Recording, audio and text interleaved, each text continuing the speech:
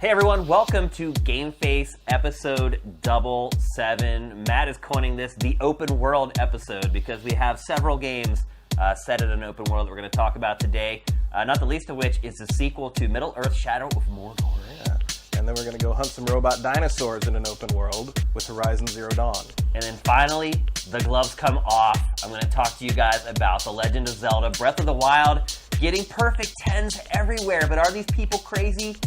We'll find out. Let's go.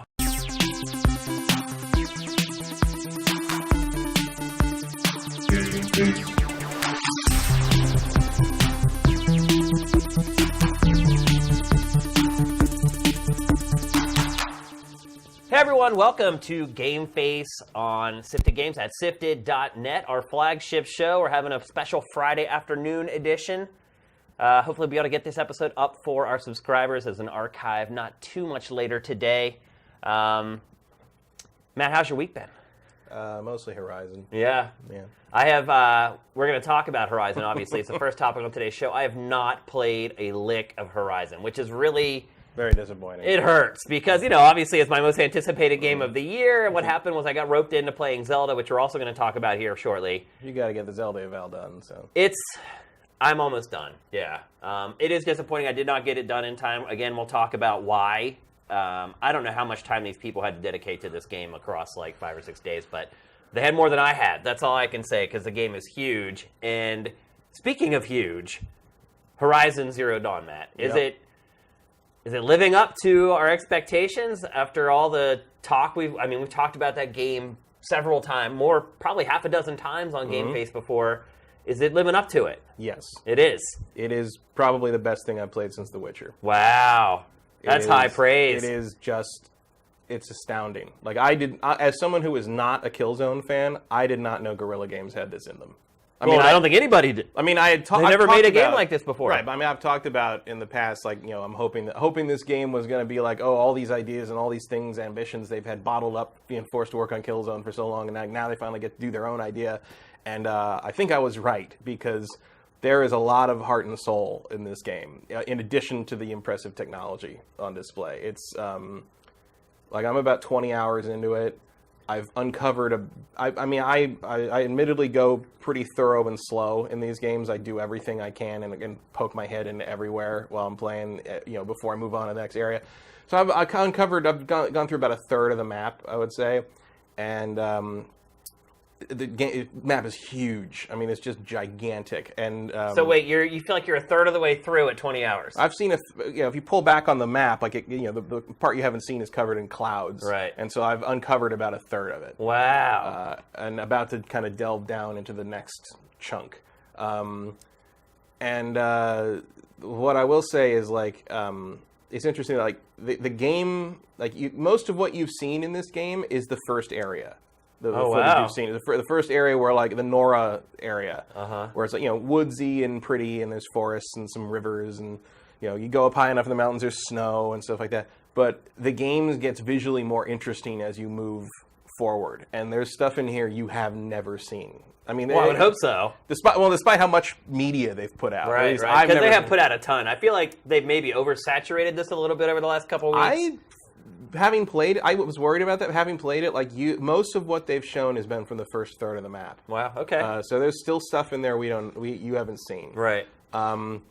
It's gorgeous. Obviously, my eye keeps jutting from you to our monitor here, looking at the footage that we're running right now. It is really just beautiful. One of the best looking games I've ever played. Yeah. No question. My only real gripe presentationally is, and we talked about this with that developer. Like kind of walkthrough for a few episodes ago. Lip sync, not quite on point. So even in the final version, they never really got it dialed in. Yeah, and the weird thing is, like, it's not the NPCs were who they were kind of cutting away from in that video.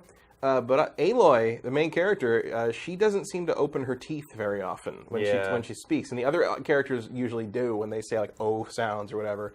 And it's weirdly distracting. You would think that would be the one character that they would make sure that they dial in. But if that's your biggest complaint, then you're doing you're doing good. pretty damn well. She is voiced by Ashley Birch from Hey Ash, What You Playing? From Game Trailers days. Demonstrating she has range, because this is about as far from Tiny Tina in Borderlands 2 as you can get.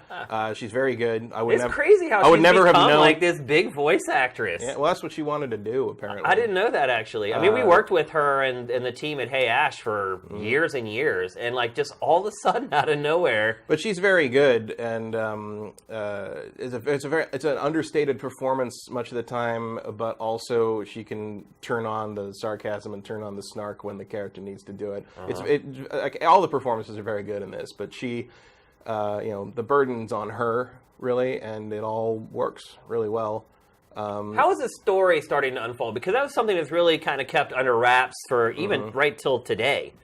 The story's interesting in that, like, a lot of it is about sort of uncovering what happened to the world, and also who she is, because she's when she's living with her outcast adopted father in the wilds, because she was outcast at birth and nobody knows why, and that's her whole. The very beginning thing is when she's growing up at the very beginning, that she decides she wants to be in what's called the Proving, which is basically like a hunting obstacle course that, like, youth, I think, when they're like 18 or 20, it's like a rite of passage, basically, and whoever wins, it's also a race between the other people participating. Whoever wins gets a boon from the matriarchs. The tribe she's part of is a matriarchal society, and so she wants to win it, get the boon, and her boon will be tell me who I am and who my mother is. And and spoilers, she does win because duh. So she gets to, and there's more to it. Like, that's a very tremendous simplification of what happens during the Proving sequence. But basically, she gets to ask the question. She gets sort of an answer, and that sort of propels her into, well, we gotta. Basically, you got to walk the earth now, like Kane in Kung Fu, and in true action RPG fashion, along the way, you help a whole bunch of people you run into who have exclamation points over their head, and that's basically the setup. And then as you go, you find new elements of the world that sort of show you. What is her goal? Her goal is, without getting too deep into it. Yeah, I mean, I don't want to spoil anything. Her goal is to find out who she is and why she is. Okay. So it's not about the world necessarily, about why there's these machines walking around. It's about her. It's about her. Like the people of this world just sort of accept that that's what they're. And it's in the opening narration. It's like there's the animals of the earth, the animals of the water, the animals of the sky, and the animals of the metal.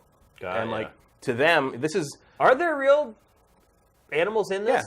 Yeah. Typical animals, like. Okay. There's boars and you can, because like Far Cry, there's a lot of Far Cry in this game. A lot of hunting. Yeah, it's like you have to kill the animals to get their meat and skin and stuff to craft like inventory upgrades for the most part. That's what that's for. So there's boars and fish and raccoons and foxes and rats and stuff. There's nothing that attacks you. Like I haven't fought an animal yet. It's all been robots and people. Okay. But they are in there, and they people. So what's the people angle? Well, there's a lot of different tribes. Okay. So there's bandits out in the wilds, and there's like rival tribes, and recently there was a war between one of the tribes that's sort of in the center of the map and their neighbors, and there's a new king that apparently like overthrew the old king. Because the old king was the guy he was doing stuff. It's something called like red raids, where they'd go and raid these like your tribe people and steal them for human sacrifice and stuff. I mean, all is not at peace between the people of this world. And then I wonder if they have to band together at the end. There is a trophy evil related to that. So I assume that is part of it. Yeah. But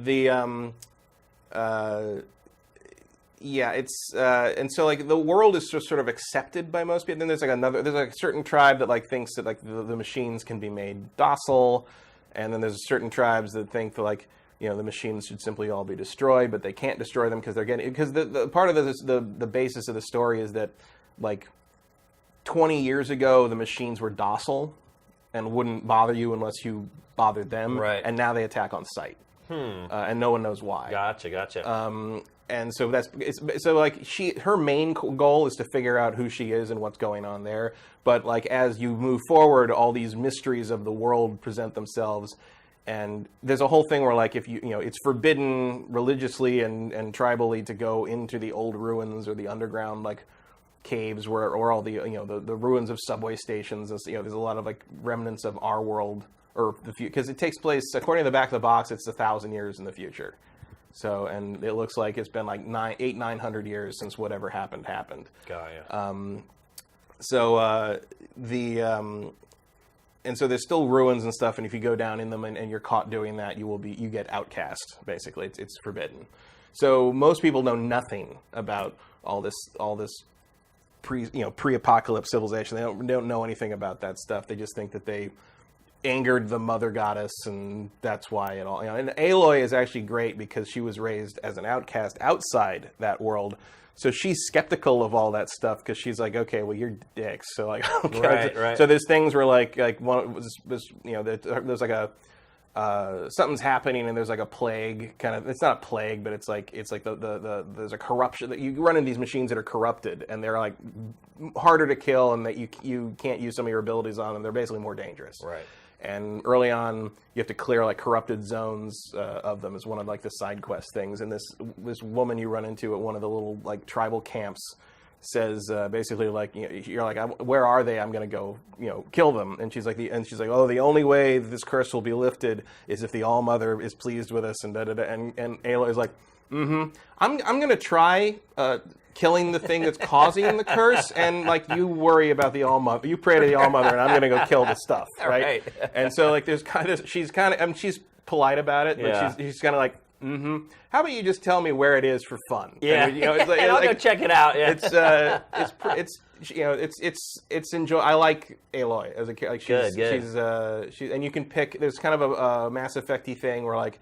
A lot of dialogue choices. You can pick one of 3 responses. So you've got there's the icon. There's a fist icon, which is like a headstrong kind of aggressive. Yeah. You've got a brain icon, which is usually the clever, trickier one, and there's a heart icon, which is the understanding, like compassionate response. Right.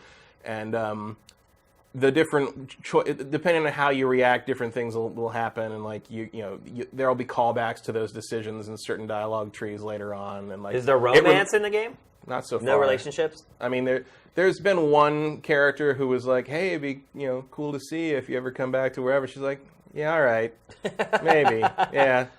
Cool, bigger fish to fry. Yeah, she's like, gotta figure out why the world is the way it is. But yeah, I mean, it'd be cool to go on a date later, I guess. I don't know. So no, there's nothing like that so far. Although there's been a lot of characters that have shown some interest in her, but she has not reciprocated, or at least I have. I don't know if that's a dialogue choice thing with me. But I was like, nah, we're not dating here. All right, it's time for me to play devil's advocate. So I've watched tons of gameplay of this game, talked to you about it a little bit, watched dozens of trailers. The one thing that I would say looking at this game is that it looks like it does everything that's already been done very well, but it doesn't kind of have its own angle.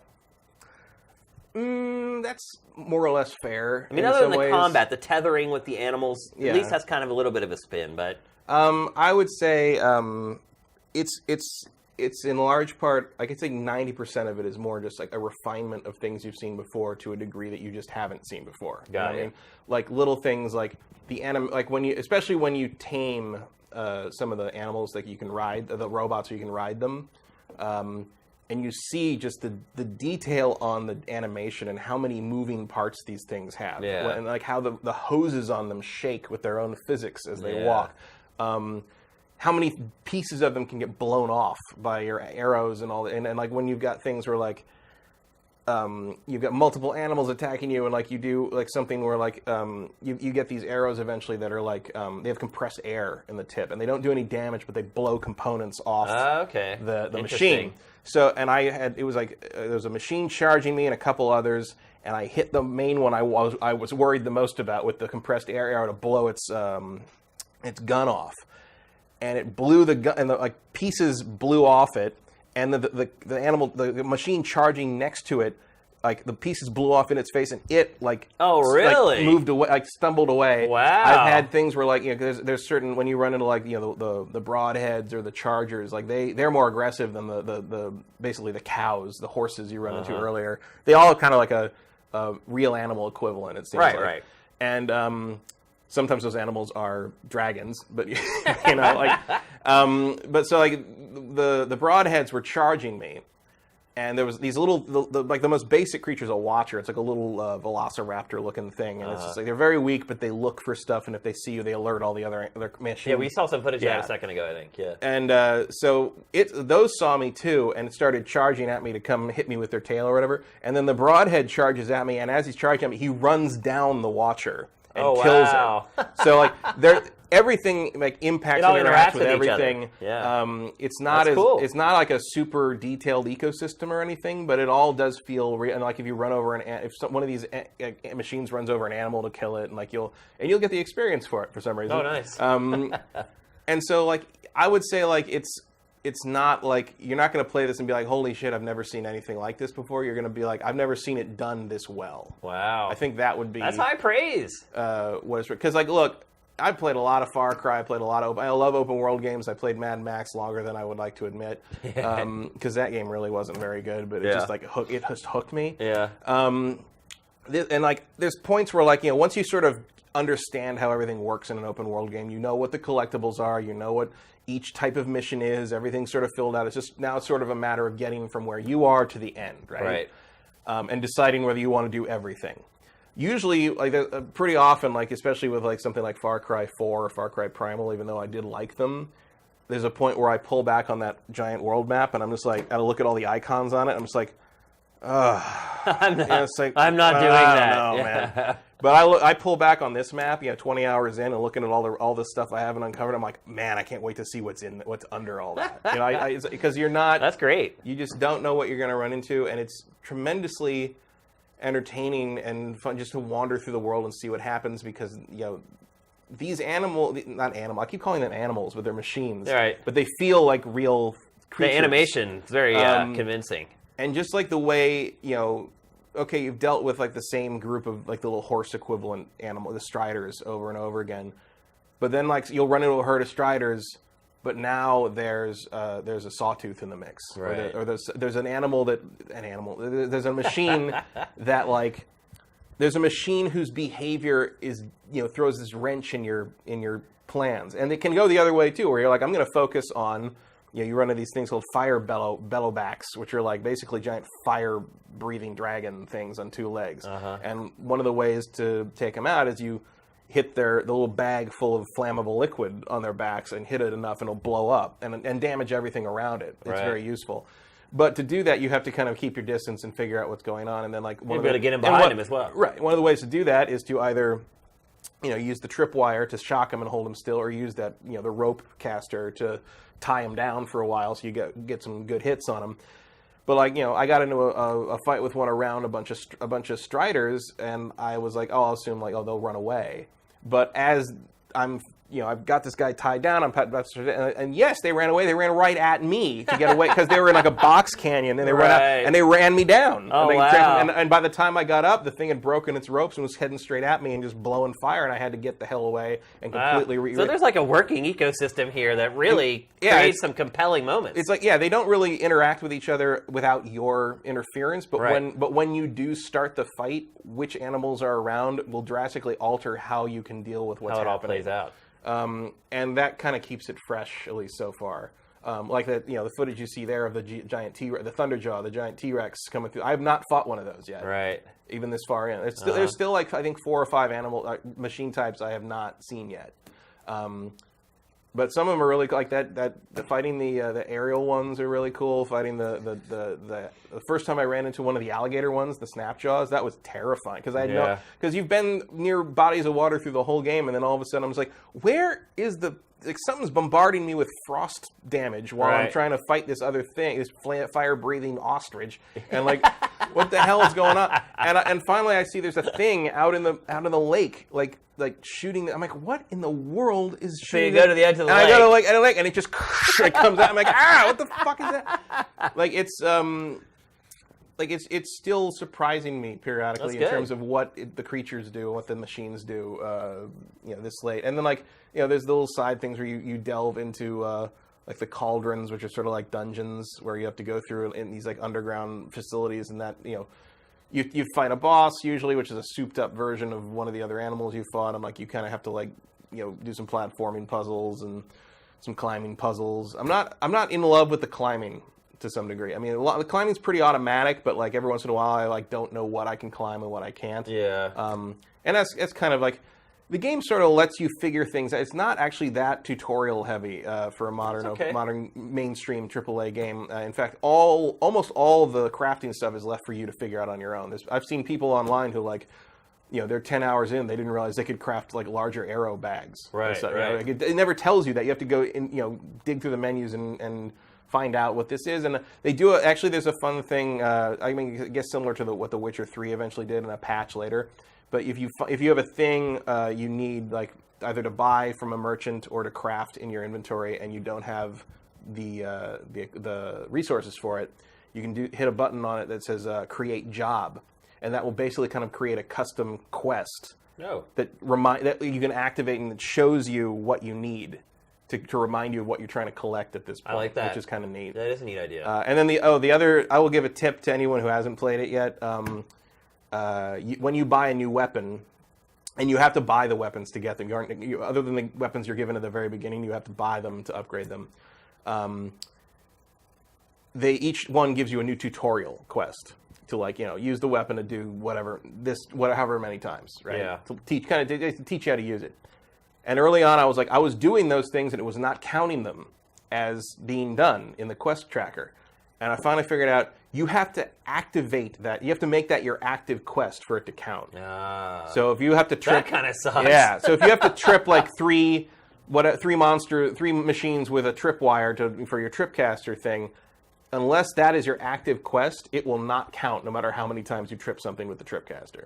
Wow. So if you're doing those tutorial missions, just be aware you have to make them your active quest for what you're doing to count towards them, which took me longer than I would care to admit. That's a hard lesson to learn. Yeah, I was like, I don't know what I'm doing wrong. I don't know what I think I'm doing what I'm supposed to, because it was like something. The first time I ran into it was like a more specific. Use this to knock canisters of whatever off this type of machine, and I was like, is that not the right canister? Am I going after the wrong thing? It was like, no. I hate when games do that. The quest was not active.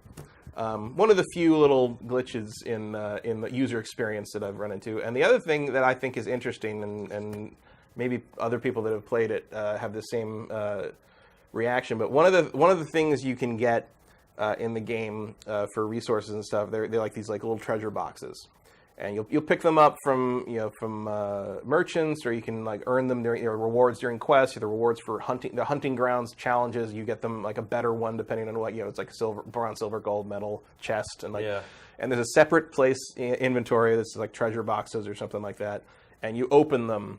And you get like, depending on whether they're, low or high, you can get either just like basic resources, or you can get, on good ones, you can get really powerful mods for your weapons and stuff like that. The whole system screams microtransaction to me. And I really wonder if there was a microtransaction system in this game that they cut out. It's possible. Because right now... Which, thank God. Because I do have limited inventory. You have limited inventory even with full upgrades. And so I've got like 50 of these boxes sitting in my box, because there's no limit to the box inventory. So I only open them when I'm like low on resources, basically. And I'm like, this really feels like there's no other reason to have that mechanic in the game, really. Yeah. Well, it's good that they... unless it's like it's literally a way to kind of mitigate the fact you have limited inventory space. But so on one hand, it does kind of make it handy, but like it's so much like loot boxes from like free to play stuff that I'm like, was this like not even free to play stuff, man? Or Overwatch, not free to play. Full price games have it. But I just continually have wondered every time I open one. I'm just like, was this originally supposed to be like pay for extra stuff thing? And eventually they just cut it out because someone came to their frickin' senses. Yeah. Or like that would be, if I have one question for the developers, that would be it. Like, what was the origin of the loot box thing? Is there any type of player you would not recommend this game to? Because it sounds like, for the most part, like everybody should give it a spin.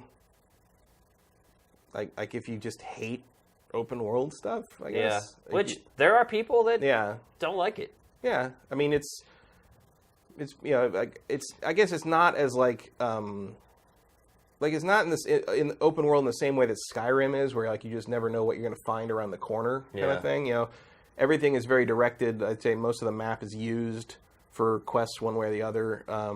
Although I have gone out of my way in a couple places that, you know, far off the beaten main quest path, and I have found, you know, extra little villages or extra little things with like fairly substantial side quests in them, and like that I'm glad I did. I'm glad I found. So poking around like does matter in this game. It's just not going to be like the whole like, oh, you found this extra quest. You're not going to find as much, you know, unrelated to the main quest side material as you would in like a Skyrim or a Witcher. But it's still good. It's still rewarding, and there's still stuff to see and stuff to find, and it's fun to see the world. The world is just you know, kind of piecing together what the world was, where this was. Like if you know, very pretty quickly after you get certain collectibles, you will start to figure out where in the world this is, or what it used to be before the apocalypse, and that was fun. Like if you have any kind of like, you know, basically if it looks cool to you, you're gonna like it. I would think. Yeah. Like it plays well. It plays very tight. It all just really works in terms of the controls and the gameplay. Like there's never been a point where I'm just like, oh, that was stupid. Like it's not doing what I want it to do. It's rock solid in that regard, and it's really good. You know, there's a lot of bow and arrow stuff. So if you're sick of the bow and arrow thing, I guess maybe that's that's 2 games with a lot of bow and arrow. Tons of bows. The same week. But man, it does it so well, and it's. I mean, look at. I very rarely find myself taking screenshots of things, but every once in a while, I'm just like, oh, I gotta get that. Like, it's like, and I'm only playing it. No, the screenshot feature for this game, because there's a photography element to this too, there's a photo mode. I've seen some of the stuff. It's stunning. Some of the images people have taken from this game. Yeah. I mean, I thought some of the stuff I took from Uncharted 4 was mind-blowing, but it's nothing compared to the stuff I've seen from this one. So this is on par with Uncharted 4, I think. Oh, yeah, in terms for of visual sure. fidelity. For sure. It doesn't have as much, like, debris happening in terms, you know, it's like you're you know, in the sense of, like, the destructible fruit stands and stuff. Yeah. But, like, just in terms of convincing you're looking at a real place, and sometimes convincing you're looking at a real person. Like, there's a couple of screenshots where I'm like, is that you got to squint? I don't know. You're not sure. Like it's really well done in plays, and then when you see them move, it's less convincing, I guess. But like the visual fidelity, and I'm playing it on the 1080p and 1080p. No HDR. No HDR because Plasma doesn't necessarily need it very bad, but like obviously it's different in a game situation. Yeah. But I am playing it with the down sampling. I'm playing it in resolution mode, not performance mode, because I don't see a much difference between them performance-wise. Maybe that's different if you're actually running it on a 4K TV and actually probably. But like, it's a little bit, especially early on. Oddly enough, like was more stutter then, but either I got used to it or like it's just not enough for me to care because it just, I don't find it to run bad. I mean, obviously it doesn't run a 60 in either mode. Yeah. So who cares? Right. It's like, Sounds great, man. Hopefully I'll get some time to play it. I think I should be able to polish off Zelda here in the next couple days. I mean, I gotta say, like, just between this and Zelda coming out in 1 week, like this might be the best week for video game releases since 1998. Just for those. Them some big words there, partner. But like that period, that period where like you got Half-Life and Zelda, Ocarina of Time, and Metal Gear Solid 1 all in that little span. Yeah. Like this like February to April period is starting to remind me. How bizarre. Of that. Is February to April. I know, like it's like the holiday release schedule that never was. That should have been. Yeah. If this had been. Well, I mean, maybe it wouldn't have mattered. We don't know about what the sales would have been. I'm curious about what the sales for these it'll be games interesting to see how Horizon does. New IP, female lead character. I mean, for some people that's a big deal. I don't care, but some people do. So yeah, some people get real upset if you don't get to pick what you look like. But she is such a she's a very well drawn character, and being who she is kind of also especially because of the matriarchal nature of the tribe, like she kind of has to be a girl, right? To make that work. And I do love that there's sort of there is a reason the society she's part of is matriarchal, and it's pretty good. Like I dug it. I was like, that's cool. Like I mean, not in the sense that it'd be like, oh, I'd like to live under that. It's just like because it's crazy. But like, I would like, not that it's crazy as matriarchal, but it's just like it's based. It's kind of based like their religion is based on a misunderstanding, basically. Yeah. And like I thought it was a really believable like twist on how that would come about. Cool.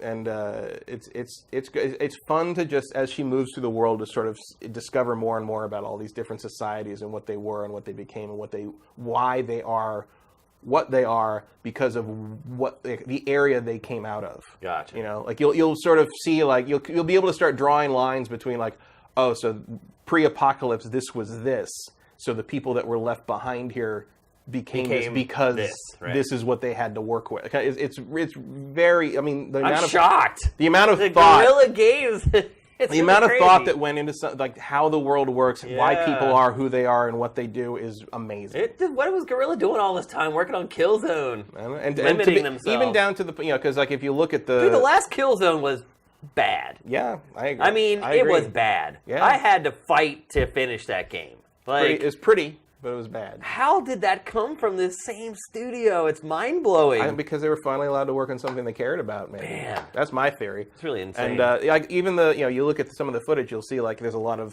HUD stuff. Oh, also, thank you, whoever at Guerrilla Games has a plasma TV, for letting me turn all the HUD stuff off. Yeah. Individual. Everything can be turned on, off, or dynamic, which means they're only popped up when you need them. Yeah. And A, that stops image retention, but B, it also lets you play the game with all the stuff off the screen. So you can just see it in all its glory. Yeah, you see everything turns off except the compass up top. Which, hey. I mean, you can turn that off. Yeah. I don't, because otherwise it never comes back. There's no dynamic on that because you always need it, basically. Yeah, you either always need it or you refuse to use it. So that one's the only one that can't be dynamic. But the rest of the HUD games without that. But the rest of the HUD can all go away, and that's great. Yeah, it's just it's top quality, and I never I mean I hoped for it from these guys, but I never. Kudos to Guerrilla delivering on our anticipation. Yeah, we were all hyped up for this game. It actually delivered. Yeah, haven't had that happen in a while. Really, it's really good to see. So. Because Guerrilla. Because my most anticipated game before this was No Man's Sky, and we saw how that turned out. Well, hopefully this week I'll get a chance to play it. It may be in next week's show. We'll just spend a little bit of time, and I'll bounce a couple things off you, and we can jive on it. I hate when we have these conversations and one of us hasn't played the game and one has. Well, that's just. I mean, we're about to do the same thing with Zelda. With Zelda in a minute, yeah. Because I haven't had a chance to play it. My Switch should probably arrive while we're doing Have you got your notification yet? No, not yet. All right, let's move on. Amazon. Next, we're going to talk about Middle-earth: Shadow of War. The sequel to Shadow of Mordor. Another retailer leak unveiled this game. Target put it up on its website one night, and of course people caught it. And then the very next morning, Warner Brothers releases the debut trailer, which we're getting to look at right now. I mean, for one, they did put out a teaser, I think it was just a logo, Warner Brothers logo, with March 8th or whatever, and I kind of called that as Mordor, as Shadow. I missed that somehow. It was a couple weeks ago. It was early in February, and people were like, "Oh, is it Batman or is it Mordor?" And I was like, could be Batman. It does kind of look like the Arkham Origins, art style, but the cracks on the Warner Brothers logo looked like ruins from Lord of the Rings. Yeah. And I'm like, the one thing that I think is funny about this is, for years, people were like, "Oh, the sequel for this," and everyone's like, "Oh, Shadow," it would be War for Mordor or Fire over Mordor or Fires of Mordor. That's like, who would have thought that Shadow was the operative word in that game's title, not Mordor? It's a little odd. There we go. Not surprised at all. There's a sequel to this. No, I'm actually surprised it took this long. I mean, it did win consensus game of the year, kind of. Yeah, that was partly because it was kind of a weak year. It came out in a very fortunate year. I did like this game quite a bit, but it was. Well, the Nemesis system, I think. The Nemesis system is great, but it's really a pretty by the numbers. I mean, it's almost a tech demo in some ways. Like But I it's think not a very deep. I think what I liked about it, though, is that it was really the first, in my opinion, really good Lord of the Rings video game. There's been other games that have kind of got close or had elements that I really liked, but to me, this was the first high quality, top shelf game based upon the Lord of the Rings. I loved Battle for Middle Earth, Yeah. which is the real-time strategy game. Yeah. Which is coming at it from a very different angle, obviously. Yeah. Literally and figuratively. But I liked it. I certainly know Tolkien purists are not digging this series because it plays fast and loose with the mythology. I don't care. Yeah, I don't care either. I'm not all up in it like that. I'm pretty interested in what they're doing here, where I guess he and Celebrimbor have forged a good ring of power. Right. See. To combat, it's because it looks like, I mean, the implication of the title in that trailer is that like you're going to be commanding armies of some kind. Yeah. It appears that way. And clearly, power is power, and power corrupts, and obviously some bad stuff's going to happen, and you're going to turn into just as bad as Sauron. Or right, something they hint at that pretty much in this trailer. But it is interesting that no one mentioned this in Lord of the Rings. Yeah. Like when they got to Gondor, it's like, yeah, you wouldn't believe what just happened. This undead ranger with a ring of power that glowed blue showed up, and all these monsters. Yeah. Everything's fine now. Think of that? It's just everything's fine now. It's just a bunch of orcs. Let's go. Come on. What would you like to see improved from the first game? I just like to see way more methods of relentlessly screwing with people with orcs in the Nemesis system. Yeah. I would like to see the world a little more alive.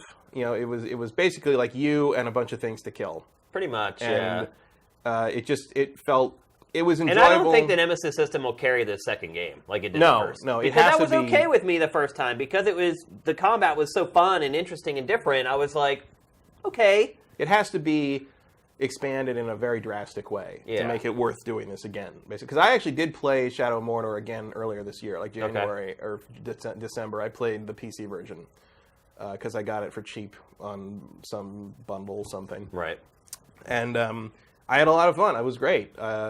It feels good. It's very much Batman meets Assassin's Creed in some ways, and it's just fun to cut heads off orcs and find creative ways to torment them. And once you get the ability to brand them, branding all the war chiefs and then causing mutinies and stuff. I mean, there's a lot of ways to play with it. I'm surprised that it hasn't been borrowed by other games. It stuns me. That Why no one is that? Well, it's like, from what I've heard, and when I say heard, I mainly mean been part of drunken conversations at E3. Like, the people who made this, a lot of them were ex-Assassin's Creed people, and they wanted to do the Nemesis system in Assassin's Creed, and Ubisoft was just like, no. We got counter kills. It's all good. Yeah, just make the same game over and over again. And so when they went to this place, I guess this was possibly supposed to be a Batman game at some point, but then they found they had the Lord of the Rings license. Like, well, let's do some of that. But they were like, oh, we want to do that, and Warner Bros. Like, cool. Yeah. whatever you want to do, go for it. And it's just amazing. You could adapt the Nemesis system to a Batman game for almost any action easily. Game. Yeah. Assassin's Creed should totally steal it. Yeah. You can't really patent gameplay concepts, so it's which is why there's 1,000 Pac-Man clones and Mario clones. Yeah. I mean, Assassin's Creed should steal that. There's a bunch of different things that you could use. I mean, a Batman game that just lets you loose in Gotham with a car that is not a tank. Yeah. and like the head of each one would be each Nemesis map would be like a different supervillain at the top. You have the Penguin and the Joker and Two-Face and all that. Oh yeah, everybody's totally got their thugs and all. You could even mix in lesser villains as part of their thugs, and you could use let's say you could use. I'm not saying brand them, but you can turn them to be Batman's informants, and that gives you some advantage. You can maybe capture some of the super criminals and make them work for you, and the other guys, having a branded version of some of the minor villains could give you a certain advantage. And the other thing about it, of course, it would have to be harder. Yeah. I'd like to see the difficulty bump a little bit. I'd agree with that as well. Especially as sometimes when you introduce I'm not saying I want the Dark Souls of Batman. Right, I get it. But I think a lot of times when you introduce a new concept into a game or into gameplay, you kind of need to make it be easy. Yeah. Because otherwise you kind of run the risk of people rejecting the new idea or just getting frustrated. Yeah, it's just in Shadow of Mordor. I felt Shadow of Mordor, even on hard, felt like a toy more than a game. Yeah, and that's not necessarily a bad thing, but I just hope they don't do that again, because I feel like in some ways Shadow of Mordor was proof of concept, and Shadow of War has to be balls to the wall. Yeah. This thing has to blow me out the back of the theater here. by taking the Nemesis system and doing stuff with it that I never imagined you could do with it. Yep. And I hope. I mean, it's been a while. It's been like 3 years. Has it been? Was it 2014? When did Shadow Mortar come out? 2014? 2013. 2013, I think. Yeah. Because I mean, that's a long time. I mean, this game should be awesome. Yeah. And it is coming out this year. There's going to be a long wait. August 22nd. Sure, it's going to That's the way to do it. blown out big time at E3. I think. Are we still getting something on March 8th for this? Yeah, I think there's going to be something. Because I think, originally they had probably planned on March 8th. Whenever the leak happened, they bumped it up. So I'm wondering if we'll still get something else. But I think there was something at the end of the trailer, I think, about like further details or something on March 8th. But they give you the release date at the end of it. So love that. Honestly, debut trailer, release date in the debut trailer. trailer. Less than 6 months. That's pretty crazy. But they've been working on it for a while, so it should be good. But I like that, just like we liked the Fallout 4 thing, was like, announce it, close, hell, even the Switch, I mean, probably you wanted more run up for a new system. For hardware, But really, I did stop at a couple of places on the way here, and there's nothing left. So, excellent segue into our next topic. Yeah, so like... Nice job. So really, I don't think you needed to have a huge push with the Switch because your fan base was going to do that for you for this March soft launch. Yeah, I saw lots of reports on the news last night of people in line all around the United States, and I saw some people in line at GameStop on the way back from the grocery store last night. Yeah, so it seems to have...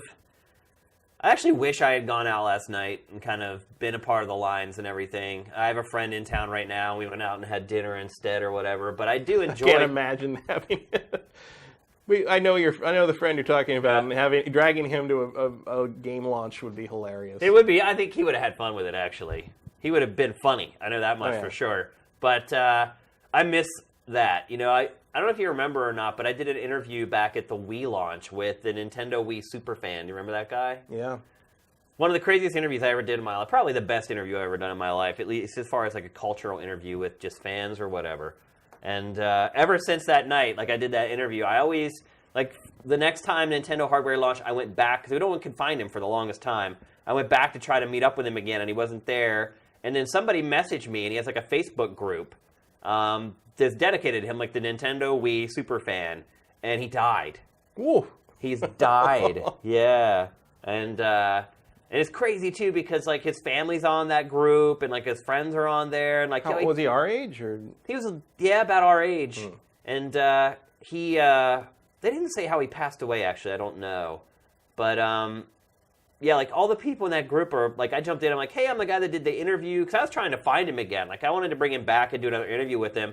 And I put that on that group for forever, and no one ever replied until like a year and a half later. And someone wrote, "Hey, I have bad news. He's passed away." And I'm like, "Well, dude, like, you obviously knew this group existed a year ago when I posted this. Why didn't you put me in touch with him like that whole time?" And it was too late. So when I think of Nintendo hardware launches, I'm always going to think about that guy.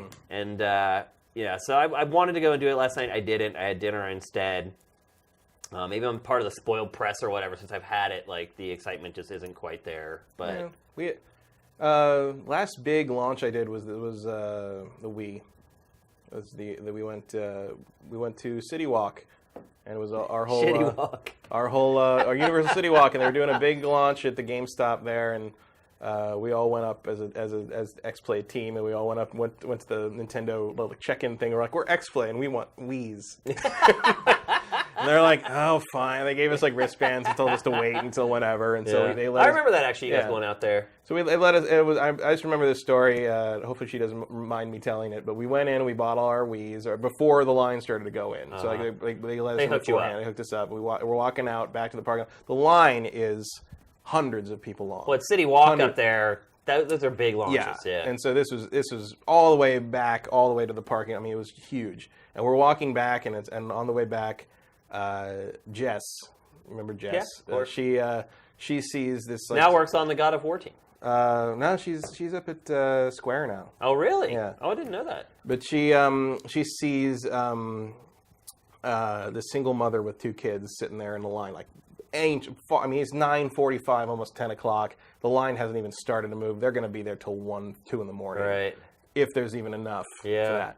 And I guess she's like, yeah, I have to work in the morning, but he really wants one, and Jess sells her Wii for retail price Wow. right there. She had cash to pay for it yeah, right there? just bought it Wow. right there. And that kid is like 22 now. Yeah, that's like, a crazy thing to think about. But like, but she's like, oh my, and she just got to go, and she walked back with it, and we're like, what? And I remember a bunch of us got up the next morning, Kevin Pereira and a bunch of it, we all got up the next morning and went out to all the stores you could find in LA trying to find another Wii for Jess. Oh, wow. Because she did that. We're like, we are terrible people because we didn't do that because we wanted our Wiis. So we're going to find one for her. And like, I don't think we did. Well, Nintendo just sold us a bunch. Like, I just called Nintendo and I was like, hey, we need 5 Wiis. And they're well, like, there's no shortage now. yeah. But, well, no, I mean, it was like right back after then? launch, and they were hard oh to yeah, find. that's right. Their company store was like fully stocked. It always is. But they sold them to us. Like, we gave them our corporate card, and they showed up, and then those 5 Wiis sat in my office on the shelf, and like literally were hardly ever touched. Yeah. We did that too. We didn't get that many, but We went way overboard. I remember we were at G4. We were like, "Oh, we're going to need 5 or 6 of them because we're going to. This is the big new thing." Everyone phenomenon. And then, everybody thought this is the new paradigm. This is like this is what we're going to be doing now. We have to figure out how to set up the camera so we can shoot ourselves playing. We have to have live action footage in all the reviews now. Yeah. And that lasted about a year. Because the compelling software dried up. Yeah, there was nothing left. But I always remember that story because that was my game launch story that I remember is because it's one of the nicest things I've ever seen someone That is pretty do. awesome. In a video game launch was just like that. So well done, Jess. Yeah. Jess is a very nice person. She's a really good person. Good people. That and I also enjoyed the GameCube launch, which I went to a GameStop that my girlfriend was working at, and I won like this raffle for a free game. Did you really win it, or Well, it was just grab deep. It was like we picked the. I think she might have went. The fix might have been in on that one. No, because I got accused of it. Yeah, I bet you did. But it was picked right in front of everything. And so, but it was like the funny thing was I'd already because remember like when games used to leak out first. Yeah. Then, Well, they weren't even leaked. They just sell they them. just they came out early hardware, because the distribution channels were different. So I'd already bought like Rogue Leader and all the things that I wanted for the leak. So I think in the end my free game ended up being Super Monkey Ball, which I have never opened. Still, it's still sealed in a box somewhere. Yeah. But that was my success that night. It was like, oh, okay, let's get this other thing kind of interested in, but I was never interested enough to open it. And then like by the time I was interested in playing it, I just played the one we had at Tech TV. Right. So I was just like, so I have a copy Monkey Ball that I won sitting in a box somewhere. So let's talk about the new hardware. Yeah. Just launched last night for some people, or today. I'm sure there's people out there scrambling, trying to pick up the scraps of what may be left at retail. If you're not in Europe, good luck. Yeah, by all accounts, it looks like it's sold out. I would say so. Whatever the allotment was, a lot of stores announced yesterday that they were going to have extra units for walk-ins. Amazon said it had some extra stock. It's sold out now. I think they said they're getting more stock pretty soon, so people shouldn't have to wait too long to get something from them. Good luck to anybody who's out there trying to find one. I hope you do. Yeah, if you haven't got one by now, you're probably not. Yeah, I mean, this is maybe your chances are dwindling with every passing. You might have gotten real lucky, like very early in the morning, but like I looked at a couple stores on the way here, and there's nothing. I mean, it's like it's like Toys R Us had a table of like cheap third-party Switch accessories and cases and various versions of the grip and stuff. There was one that it was like a charge and play stand that solves the the power thing being on the ground, I guess. Yeah. And a lot of screen protectors, a lot of stuff like that. But there's no hardware, nothing Nintendo made at all. Well, it is out now, so I can pretty much say whatever the hell I want about the Nintendo Switch. Although I did, no more embargoes. I should say I did notice. I think it was on Target's site. You could still buy a Joy-Con set.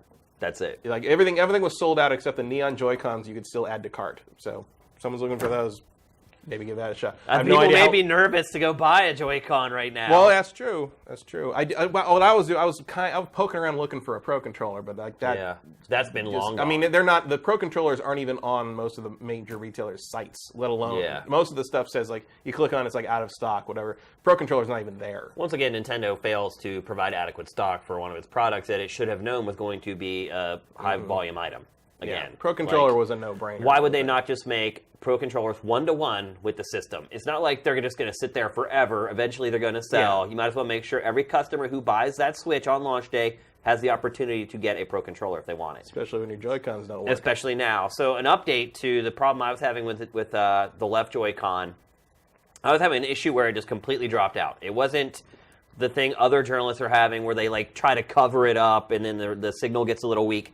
I had literally complete dropout desync with my left Joy-Con. Day one update, fixed it. Literally, I can walk all over my apartment now with the Joy-Con and it stays connected. Apparently, it actually didn't fix the problem everybody else was having, which was the signal interference, being able to obscure the Joy-Con and break it up. That, to me, is nowhere near as big a deal as what I was dealing with, where you just could not get it to sync at all. So, I don't know if they're going to be able to fix this, Matt, the issue everyone else is having with the signal interference. I would say, maybe if they weren't aware of it before the journalists started pointing it out, like it will take longer to get that update out. Give them another week. Maybe. Yeah. But Nintendo addressed it today, by the way. Not to me. So, by the way, they never did get back to me. After they said, we're looking into this, we'll get back to you, they never did. But they did post something on their official website today where they basically said, like, sit close to the television. Don't put anything in between the Joy-Con and the console. Put the console out in the open, which I had done. I had put my console out on the floor in the middle of the room, and I couldn't get the left Joy-Con to connect. So, Nintendo really has offered no solution, is what I'm trying to get at. Other than the day one update, which was really small and really quick. I think I did my day one update in like less than a minute.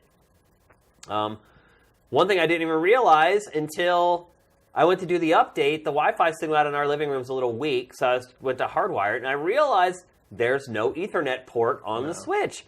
So I had to unplug the dongle that I have plugged into my Wii U, and the dongle from the Wii U does work in the Switch. So I have my Switch hardwired now. No Ethernet port. Why? Because it's too small. Not the console. Put it in the dock somehow. When you have all those wires threading in, to have an Ethernet port in there, it's like... And they want to charge you $90 for that thing? By the way, you can pick up extra docks today. They are now on sale on the Nintendo Store. If you want to blow a ton of money on something that should have cost $10. Like, that is mind-blowing how much they're charging for that thing. And I was saying it's because of the USB-C thing, and that's how much these things are. And I was like, well, then maybe you shouldn't use USB-C. Yeah. Because the other price of USB-C right now is that it takes, it basically charges in real time, which is about the same amount of time it takes to charge the 3DS, but, like, it just seems like you should be able to do better. Yeah. Yeah, for sure. But otherwise, it's been nice to be able to play Zelda on my TV. I've literally played almost the whole game on the handheld. And again, we'll get to that in a little bit. But overall, the hardware, man, I don't know. Giving this hardware a score. And I've also seen people saying that they've already scratched their screen by carelessly sticking it in the toaster in the dock. Really? So be careful when you're putting your putting your Switch in your dock. That's not what people want to think about. No. Being careful when you put it in there. It seems like there should be some anti-scratch kind of coating or something on the inside of that thing. Yeah, well, I mean, it surprises me that, you got the little, track kind of like rails on the thing. It surprises me they're not covered in some kind of, soft material or something. Just like a rubber. Yeah. Just anything that's not going to scratch a piece of Gorilla Glass. I'm assuming that's what they have on the front But remember, this is the same company that did that design on the original 3DS, where when it was closed, it was compressed in a bag or anything. You had the edges of the bottom touchscreen pushing into the larger screen on top, and some people had scratches and just scuff damage on the screen from that, and cracks in place at times. And it's just like, it's an oversight that seems to be endemic to Nintendo hardware at this point. Yeah, I guess what I would say is, I think the hardware is way underpowered. That would be, like, as far as the specs, the tech, I think it needed to be better. Yeah. Zelda, and again, we'll get to it in a minute, but Zelda runs at times like hot garbage on the Switch. And this is with draw-in all over the place, objects popping in. The game is designed to not even draw in enemies until they get within a certain distance of you, except for some. Like, some of the more dangerous enemies, they'll make sure you can see them from a distance, but the smaller guys will just kind of appear. So it's doing all this stuff to kind of limit what it needs to draw at any given time, and it still can't keep up. I saw a Digital Foundry feature that we curated today on the site where it runs like a beast in handheld mode. Like, the frame rates in handheld mode are, like, way better than they are on the TV. Well, you drop it down to 720p, it's going to be easier to run. I mean, that's what we're getting. We're starting to see, like, a lot of the trailers for Switch games coming in at 720p. Mm-hmm. Like, this is a 720p system in it's a handheld 2017. System. It's a handheld system. Nintendo's pushing it as a console, obviously. Right. But in terms of power and in terms of like what they're targeting here, this is just a surprisingly powerful handheld, not a functioning console. I mean, the console feature is more of a nice to have, clearly, from the way this is. I mean, I don't know if they had a choice on that in terms of what you can shrink down into with it. But again, the gimmick of being able to take it with you is limiting its functionality in terms of what kind of power they can put in this thing. This PlayStation 4 obviously does not have that problem because it doesn't have to have a touchscreen and portability and et cetera, et cetera. The other thing I would say, too, is that a lot of times when you get a new console, you're like, oh, well, it's launch games. And, you know, as they learn how to use the system, the games will start to look better. But people know this architecture already. This isn't like some custom CPU or GPU that was built just for this hardware. People have been working with these Tegra chips for years now. Like, people know how to get the most out of them already. And so, and you know, Unreal, which a lot of people are building games for this system with, Unreal knows how to get the most out of the Tegra chip already. I honestly don't see games improving on this system in the way we typically see with consoles from the past. I mean, I'm not like completely ready to say like, you know, Zelda is too much for the Switch to run, and that's how it's going to be forever because Zelda was built on the Wii U. We don't know what the port process was like. We don't know, you know, how they were able to, how they had to modify it, or whether it was, you know, able to be rebuilt in any way to take to work more smoothly with the handheld or with the Tegra stuff. But I will say that if Mario Odyssey has similar problems, I'm going to be very concerned. Yeah, like Mario Odyssey is what I'm kind of looking towards to sort of give us a better gauge, because it's not going to be a port of a game that was in development for 5 years or whatever. You know, like it'll be the first like major Nintendo game built for the system, and we'll see what they can squeeze out of it with that. I just honestly don't see it as being all that much more powerful than the Wii U. I don't think it is. Really. I mean, it doesn't seem like there's been lots of comparison videos going up. I mean, they are really close, like the two versions. Like, I don't know. I just feel like Nintendo came in way too low on the hardware specs for this, especially when you have something like the Scorpio coming out in just a few months. And look, coming this holiday season, there's going to be a big battle between the Switch and Scorpio, the two new kids on the block. And, of course, PlayStation, which is always the 800-pound gorilla that's there. So those are going to be some tough comparisons for Nintendo, man. Well, I mean, I guess, I don't know if advantage is the word, but like, you know, the only thing that would drive you to a Switch over the competition is Nintendo's games, of which there will basically be 3 or 4 by then, and portability. So, you know, obviously Nintendo is banking real hard on the idea that a lot of people want something like this to take with them over something that's going to look as good as it can look. Yeah.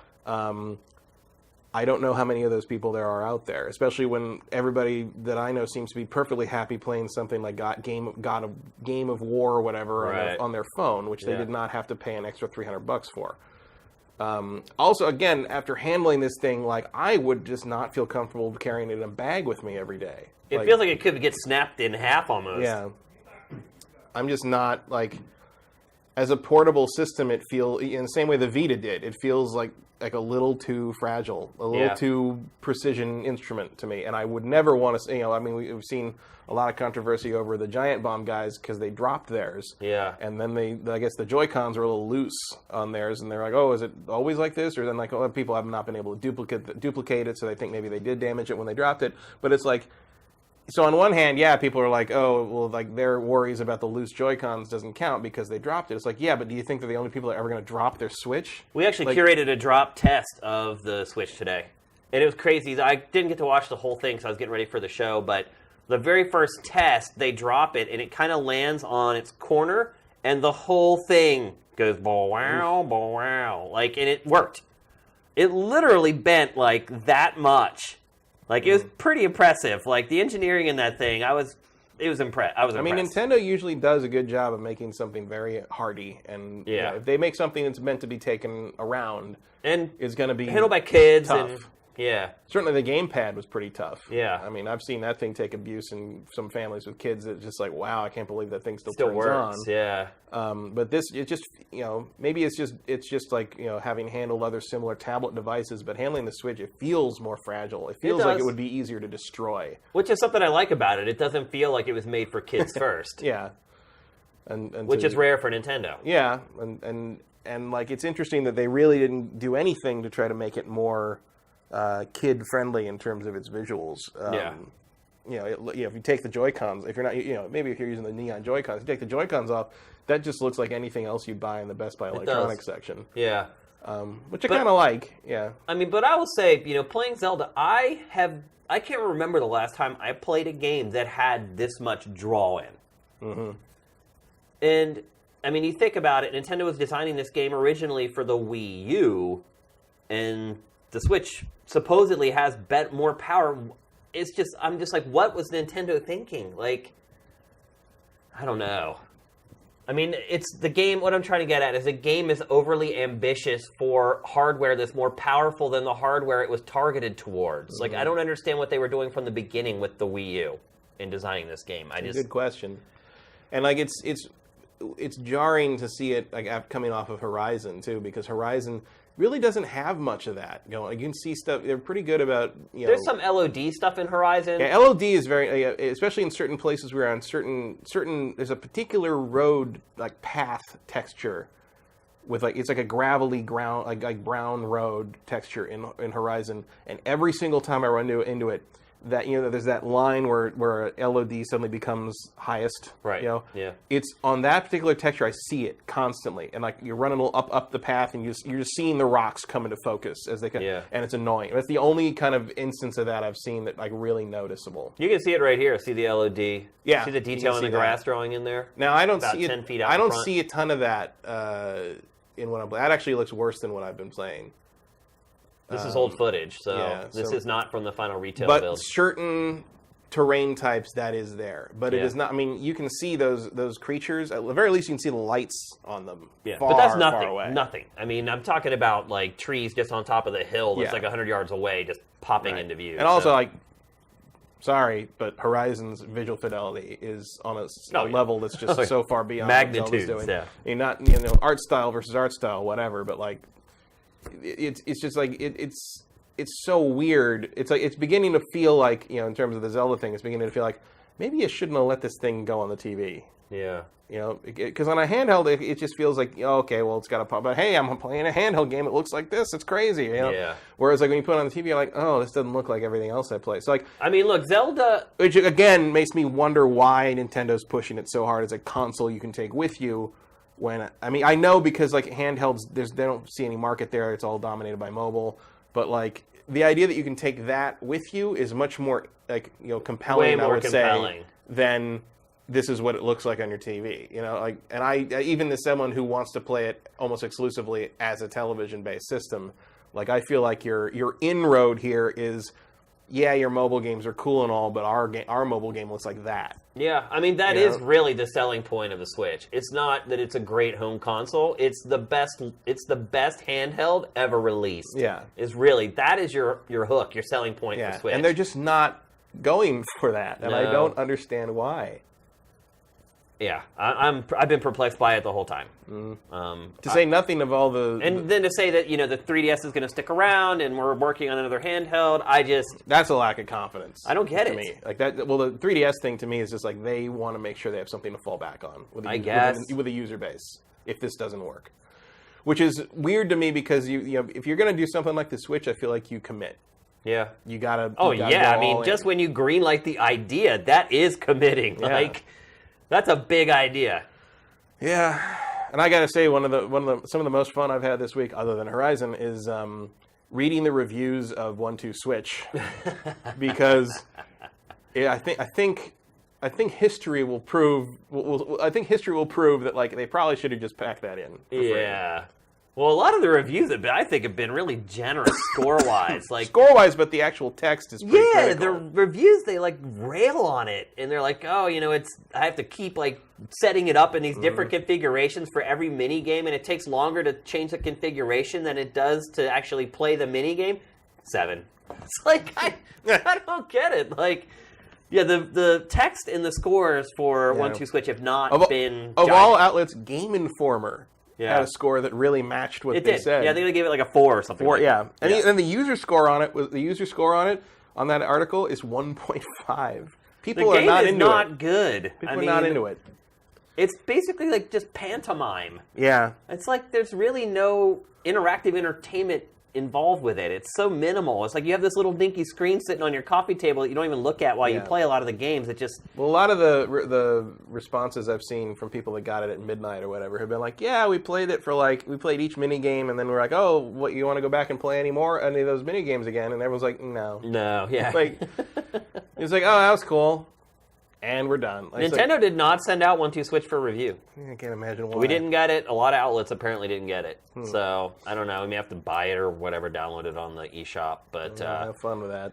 Yeah, evaluating the hardware or giving a letter grade to Switch is tough because I'm really disappointed in the guts of it and the power that it has to render real-time visuals. But then there's the whole other element of it, like just its intrinsic nature of being able to switch from TV to tablet. But then there's the Joy-Cons, which when they work are actually really freaking cool and awesome and really sensitive, and the motion controls work great, but it's a juxtaposition because I feel like that's something that we've kind of moved past, and I'm like, wait a minute, I'm playing a game with the motion controls. It's very bizarre.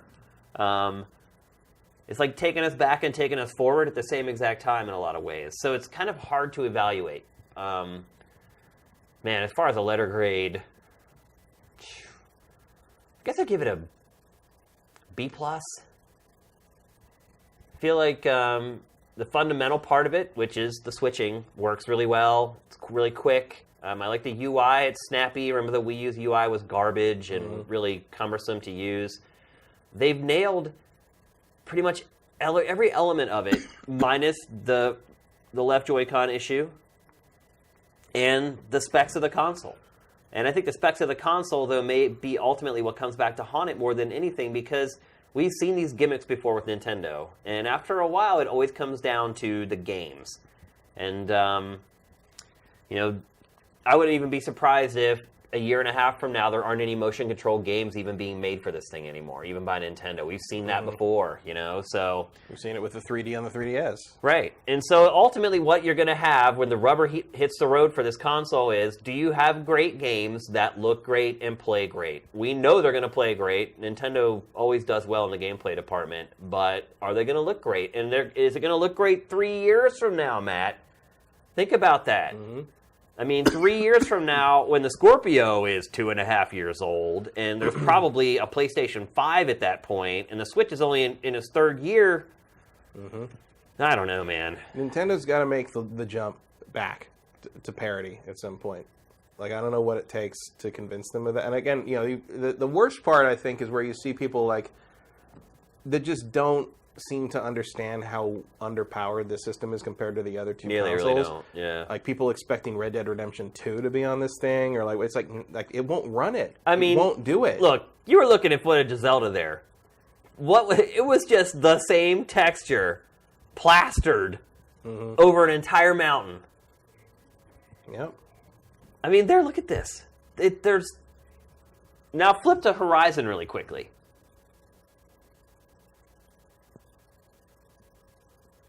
Really quickly.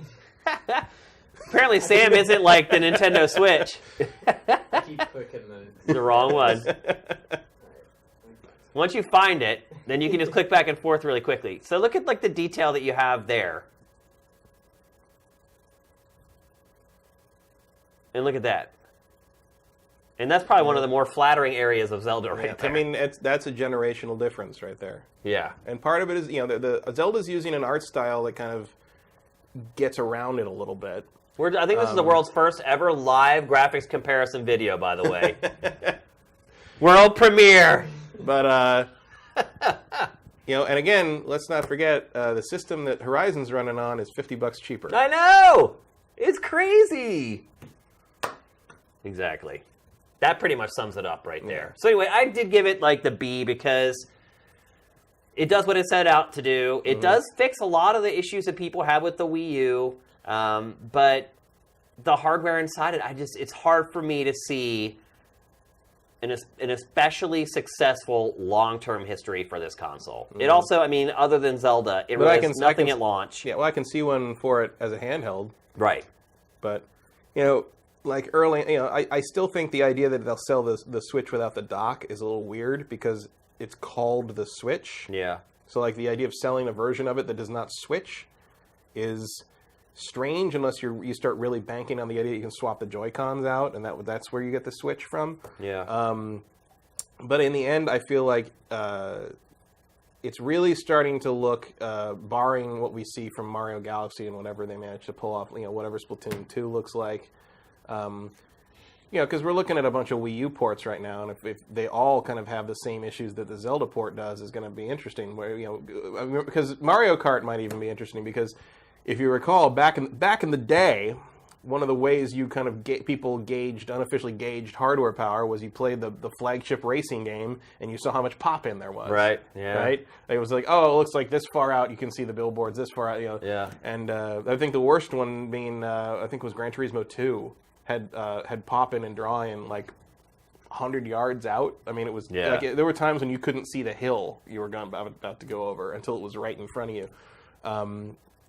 But it'd be interesting to see how, because Mario Kart, a racing game, makes you go really fast towards you don't have time to fake it, basically. Yeah. So it'd be interesting to see how the performance looks on Mario Kart 8 versus the Wii U version.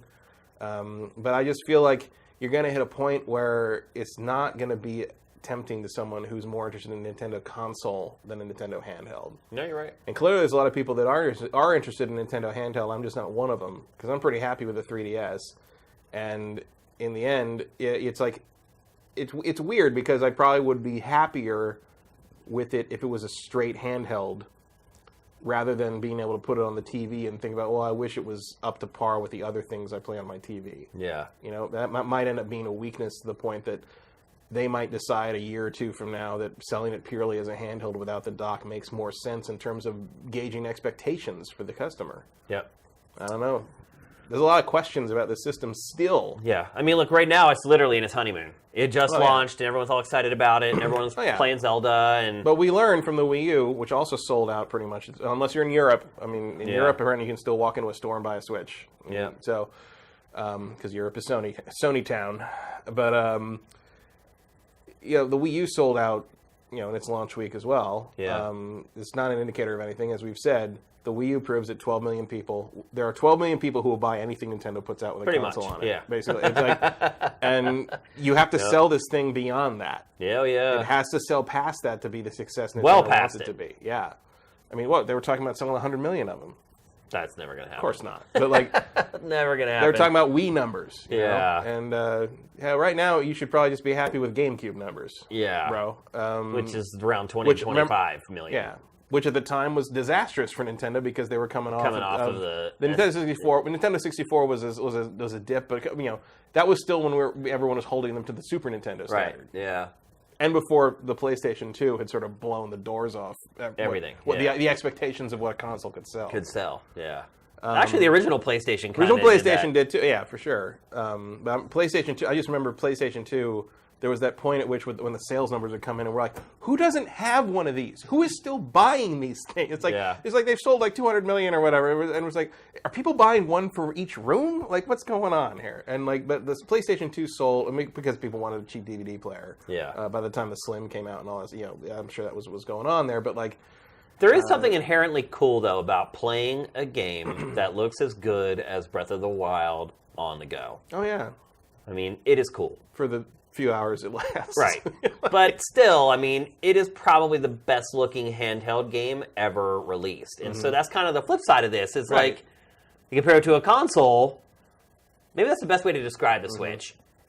Far too underpowered for a console, and maybe too overpowered for a handheld because you're getting the battery life that you're getting from it. Although 3 hours with those visuals, that's pretty good. Yeah, I mean, considering. Yeah. I wish it charged faster in that sense. Yeah, that is a little disappointing. Also, I saw a thing where, like, because one of my, I was like, well, if I have to play it handheld, if the Joy-Con doesn't work, I'll play it plugged into my laptop, like I do with my DualShock 4. I always have that plugged into my laptop at the, by my which is always near my couch or near my computer, and so just always charging.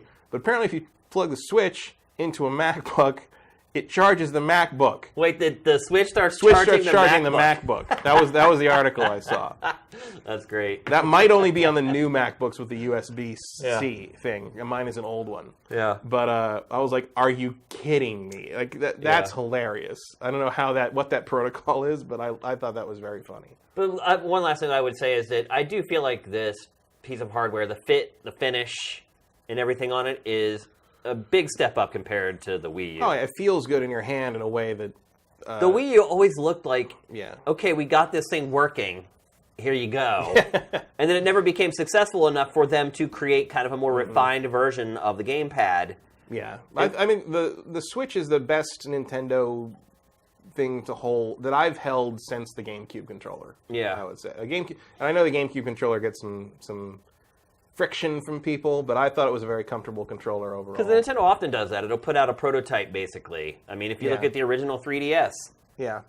I mean, that thing was... Do you expect a Switch revision? Like like a more powerful Switch? It just depends on how successful it is. I mean... Could that be the standalone... I mean, look at the original DS. Right. But like, could that be the junk? Could that be the the standalone handheld Switch? Could it be a boost in power that, like, if you already have a Switch, just take your old Switch out and put your new Switch in the dock and it's better? It's possible. The fact that they're working with NVIDIA is huge. That certainly sort of sets my mind at ease a good bit because NVIDIA is not going anywhere. Yeah. And once you work under an NVIDIA architecture, it can be easy to do the type of thing that Sony's doing with the PlayStation 4 and the PS4 Pro, and Microsoft is doing with Xbox One and Scorpio. You can kind of have those incremental hardware upgrades without losing that back catalog of games. So, yes, like since that seems to be the new normal. It is, really. I mean, that's kind of what there's no generations anymore. I think it's going to end up that Generation 8 was the last generation. Like, at least the last, like, thing you could draw a line on. Yeah. Yeah.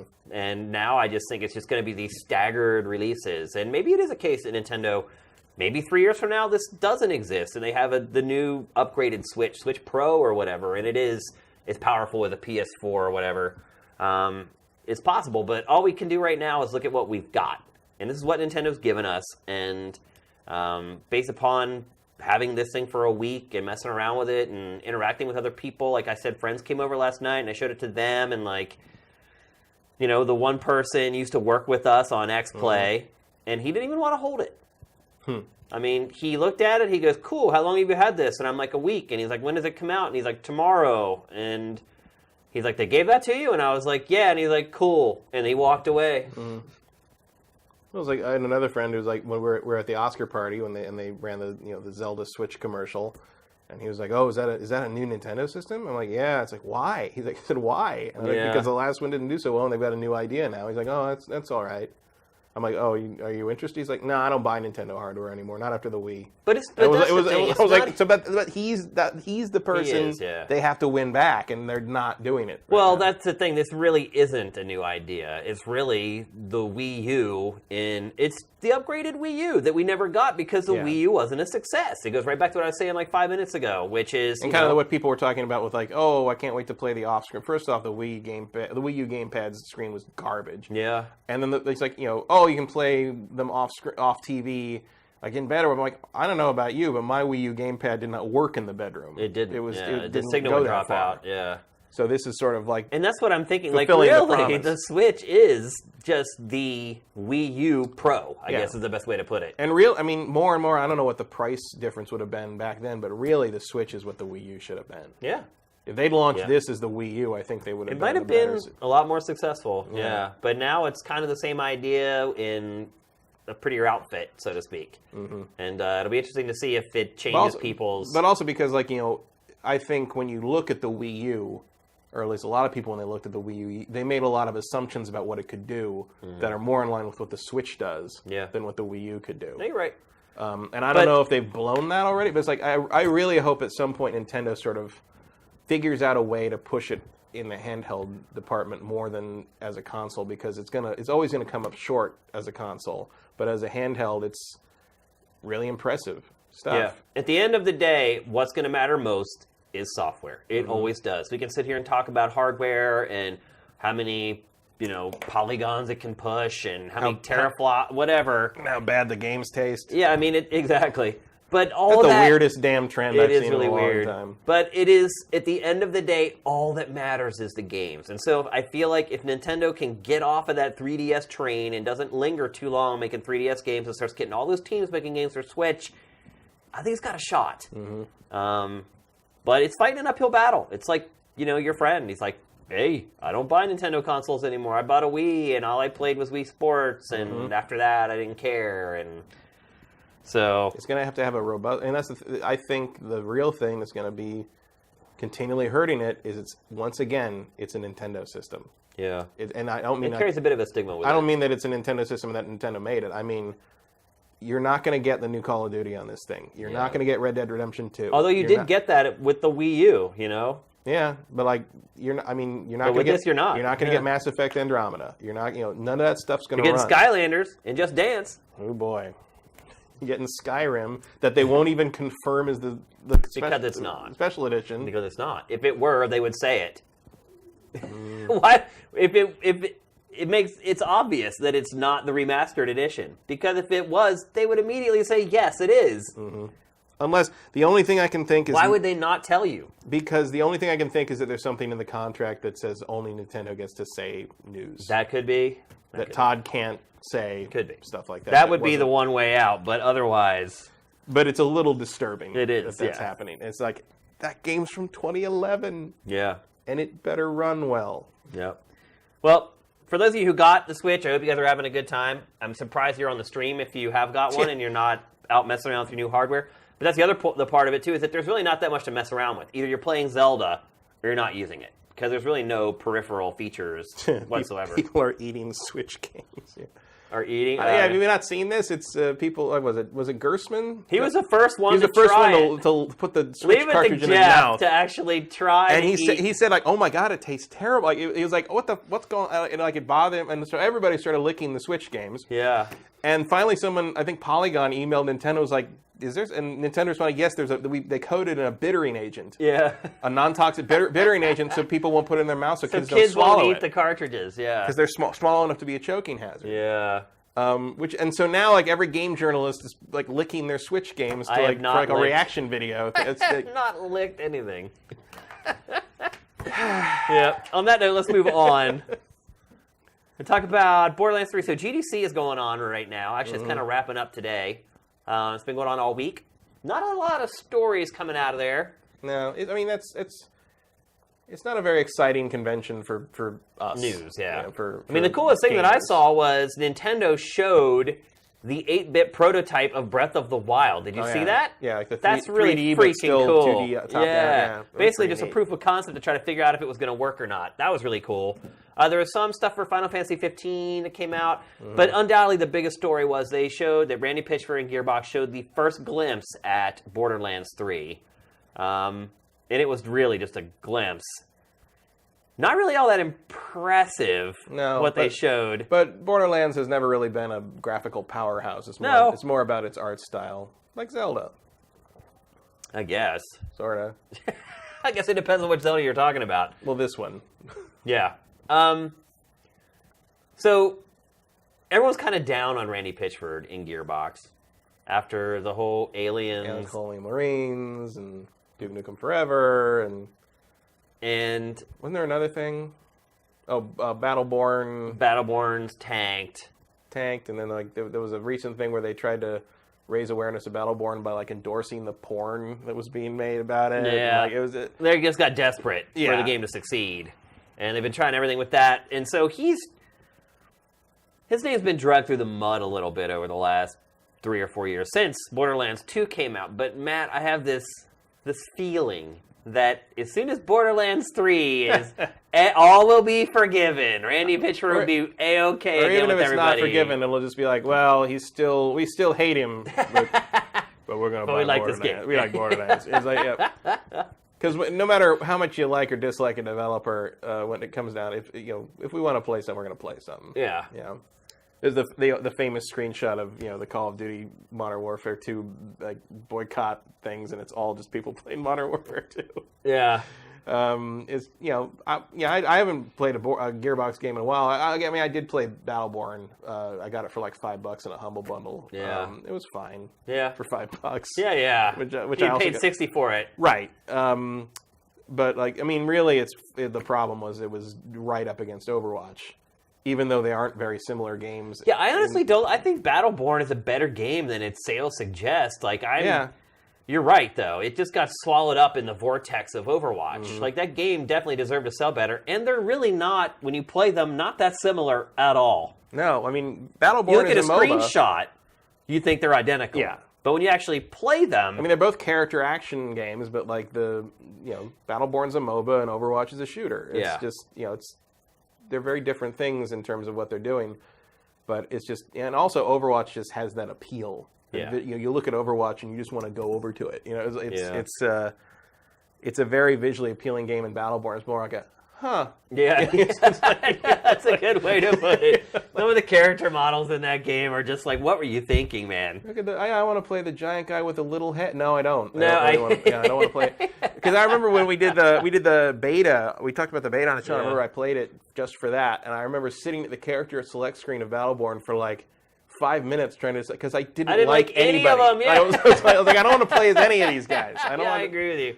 And in a character-driven game, that's a huge. Whereas in Overwatch, the first time I started that up, I'm like, I don't know which one I want to play. I can't decide who I want to see first. You're right. And that is really like something. magic. The magic matters. Yeah. Ask Blizzard's bank account. Yeah. So let's go back to Borderlands 3. What do you want to see in Borderlands 3, Matt? Lots of guns and raiders and hit points and experience points flying like flipping off people's heads. So you want to see the same game, is what you're saying? I just want Borderlands again. Yeah? I mean, I don't know what else to do with it. You know what? Really. It's rare that when we talk about a game where you're like, you know what, I don't want anything to change about it. But you know what? It kind of did find its own little kind of perfect niche in between RPG and shooter. Others have tried, obviously. Destiny's probably the big example of that. Destiny 2, they announced today, by the way, that all your gear and your stuff will not be transferring over to Destiny 2, only like your appearance. Yeah, I think that was expected to some degree. Yeah, well, people on the internet aren't acting like they expected it. Yeah, well, like people freaking out. People on the internet seem to get blindsided by very strange things. They do, yeah. So I think I would agree with you on Borderlands, that it's one of those games that kind of is, there's really nothing else like it. Certainly as far as like, if you take everything together with its tone and the jokes and kind of the tongue-in-cheek nature of the game, the interesting characters. I think the main thing and cell shading. Nobody cell shades stuff anymore. No. That's one of those things that's gone by. But Borderlands and they're don't doubling down. Yeah. That's what that whole presentation at GDC was about, was how they're doing their new cell shading. And it looks exactly like how they did it in this game. I mean, the one thing I hope they come up with some classes that are more interesting, I guess would be my main thing, is like, I haven't played the pre-sequel, but I played 1 and 2, and I'm like, I think it's time to. And they started like the Necromancer is a very original thing, and the Psycho guy was like, I hope they go more in that direction. Whereas like they kind of felt in 1 and 2 they stuck with sort of this. There was 2 soldiers and there were the 2 magic girls who's I'm seeing in the chat too more female characters to choose from. Yeah, I would like to see more character customization just in general. Like if you could pick a male or female version of. Obviously you can't pick a male version of what the hell? What were Lilith and whatever Sirens? What they were? Yeah. Obviously that makes sense, but like I should be able to pick a male or female soldier, or a male or female whatever. But I just hope they they do some more imaginative classes, maybe more than 4. Like by the time the DLC was done, it felt like the Necromancer and the Psycho kind of rounded out Borderlands 2 pretty well. Yeah. So I don't think the world and level design and enemies and all that. I think that all works I just would like to have a more interesting way of interacting with the world, I guess, would be... What about the way the game is designed? Are you okay with kind of the way the levels are built and how the game flows? Yeah, I like all that. And, like, you know, I mean, the characters pull it through pretty heavily much of the time. They need to keep the catch-a-ride guy and Claptrap. I know Claptrap, everybody loves to hate Claptrap, but I enjoy him. Maybe not when the DLC focuses completely on him, but I think he's a good presence in the world. Yeah. And maybe the guns could get a little crazier, a little faster. You know, like I ended up with some pretty cool stuff near the end of Borderlands 1 and 2, but a lot of my time in those games was spent using pretty conventional stuff. Yeah. I would like to see them find a way to kind of... I know it's like a lot of procedurally generated stuff, but it would be nice to find a way to kind of... I don't know, work with the guns so you can make them crazier sooner, but still not make them completely impractical. Because that was sometimes I got a shotgun that that shoots like a 12-buck spread, but every buckshot is actually 2 rockets. You know, and like and like that's cool, but it burns through your ammo in like 5 seconds, and like it doesn't actually hit anything because it's so wide. Right.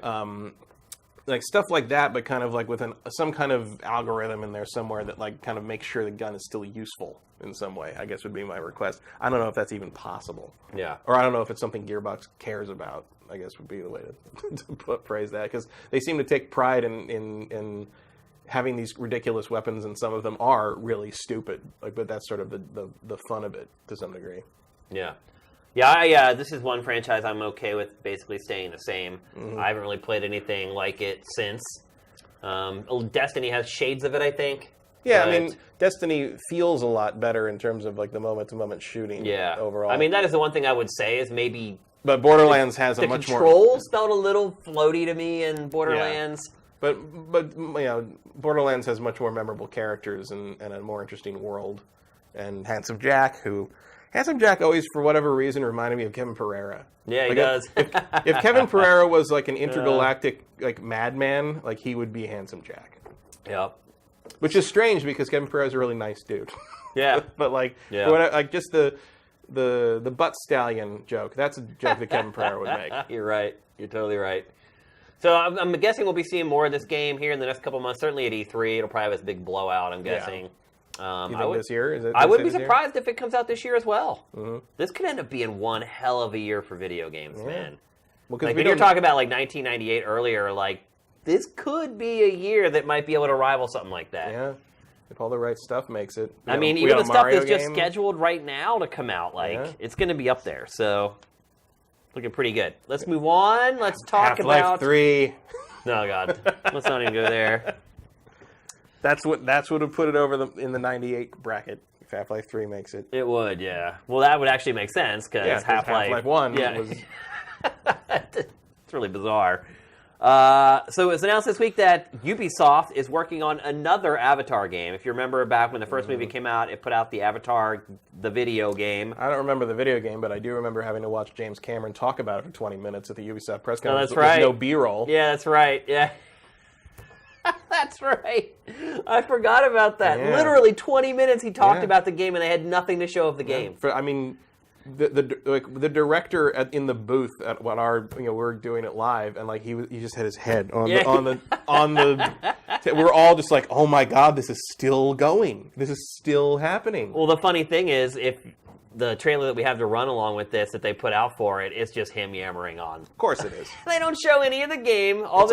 Dude, I've been here before. You don't. I don't believe you anymore. All this footage that we're seeing, by the way, is from the movie. None of this Right. is from the game, so don't be fooled into thinking, "Oh my god, that's the best looking video game I've ever seen." Did you play the Avatar game? Yeah, I played it. What'd you think of it? Yeah, it was fine. It was kind of the stereotypical licensed video game. It was like it was just like it works. It has the movie thing in it. It's there. If you want to play it, like I don't, it's like the movie based Transformers games. It was like it's competent. I don't know. I felt like the Avatar game was maybe even a cut below that. Maybe I mean it seemed like shovelware to me. I barely remember it. Yeah. Much well, like there the you movie. Go. Yeah. So. I actually really liked the movie though. I did not. But you know, the movie. I mean, here's the thing: it was a made $2 billion, number one movie of all time. Nobody talks about it. Yeah. Nobody quotes it. Nobody mentions it. It's like it was a theme park ride, basically. It was because it was amazing to look at and see in 3D, and you rode it, and you left the theater, and you forgot about it. And I haven't forgotten about it. I remember scenes from it that I really liked. Yeah, but this is the man who gave us Aliens and Terminator 2 and The Abyss and True Lies and Titanic, which I like Titanic. Yeah. I'm not a fan of the love story, but he puts you on that damn boat in 1912.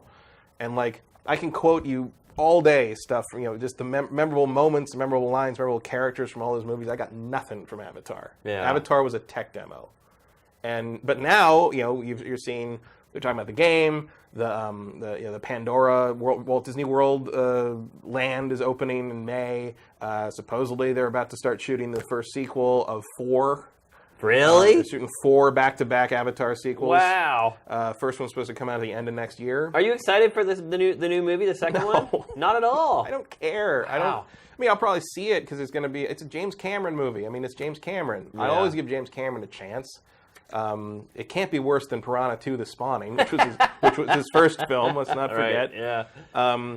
Which I have seen, actually. The problem I had with Avatar was it was just a completely by the numbers, uninteresting plot line that had no characters of note. Like, there was just there's no life to it, ironically enough. I knew everything was going to happen before it happened, and it wasn't able to surprise me in any way, and it wasn't able to make me care through the characters, because they were just cardboard standees that stood in for what they needed to have happen in the plot. And James Cameron's better than that. And hopefully, he's been working on these scripts with these people for years. I thought those characters were amazing for CG characters. I'm not talking about like what they looked like. I'm talking about who they are, like as characters in a story. As someone I remember. I don't know. I think you're selling it a little short, maybe. I don't think I am at all. But what was the name of the girl? I don't remember the names of anybody in that movie. Like, no one remembers any of that shit because it doesn't matter. Well, I think the big problem, too, is that the nomenclature that they use for the universe is not something that's easy to remember. Right. Just remembering, like, the Na'vi. Right. Okay, well, what was the name of the main character? That's what I said. I don't remember. The main guy. The human who is trying to preserve? Yeah. I don't remember. See. But I remember the names of characters in hardly any movie, to be honest with you. Like, that's not just because it's Avatar. Like, I literally hardly ever remember the names of characters in movies. So you're not the only one who can't name Jake Sully. Yeah. I'm just pointing that out. I thought the best thing, also 3D wise, like a very impressive 3D. I thought the best 3D effect in the whole movie is the first shot. Which one was that? So you see a little drop of water floating in the middle of the, right before he wakes up out of the hypersleep thing. It's right here in the foreground, right in your face, and then like the rack focus changes and you see him wake up. I'm like, that was great. No, the best 3D shot is the shot when all the things are coming down in the sky.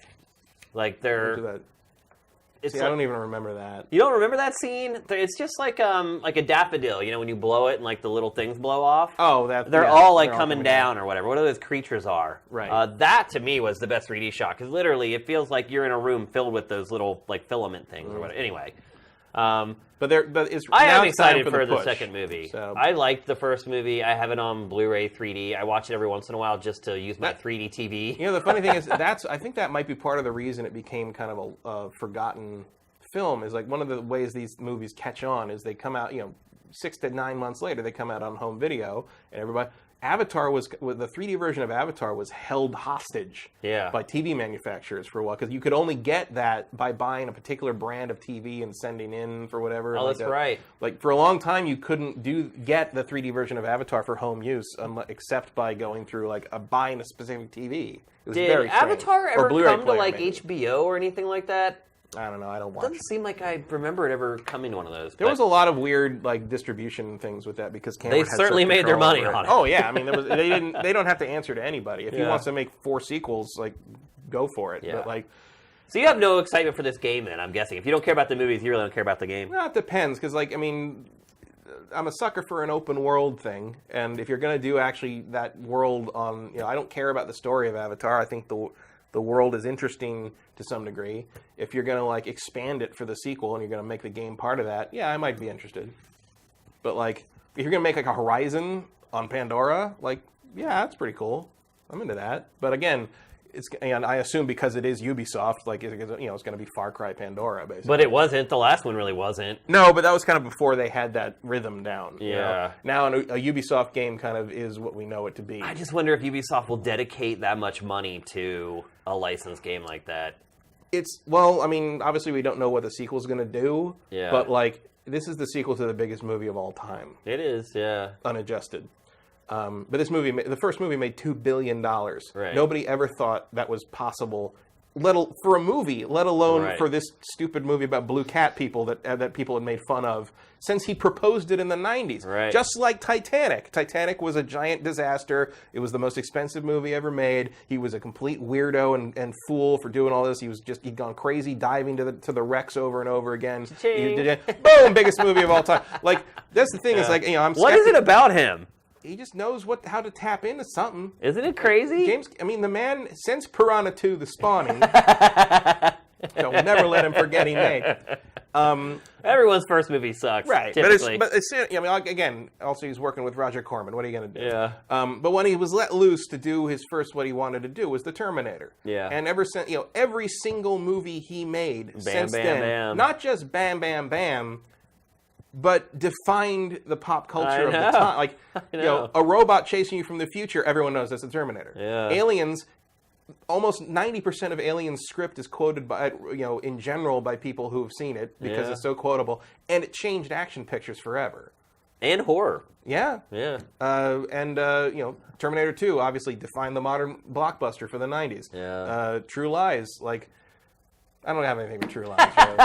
Well, I get it. Like, he is, like, there's something Every about time him. the man makes a movie, he changes the world. He has an uncanny ability to find that special sauce. So me personally, if it's like I didn't like Avatar very much, you're making Avatar 2, like I'm probably going to see it because it's a big movie, and I want to keep up on all the big movies. Yeah. I'll see almost anything if it's a big AAA blockbuster or if it's nominated for an Oscar. Like, I just like to keep up with that industry.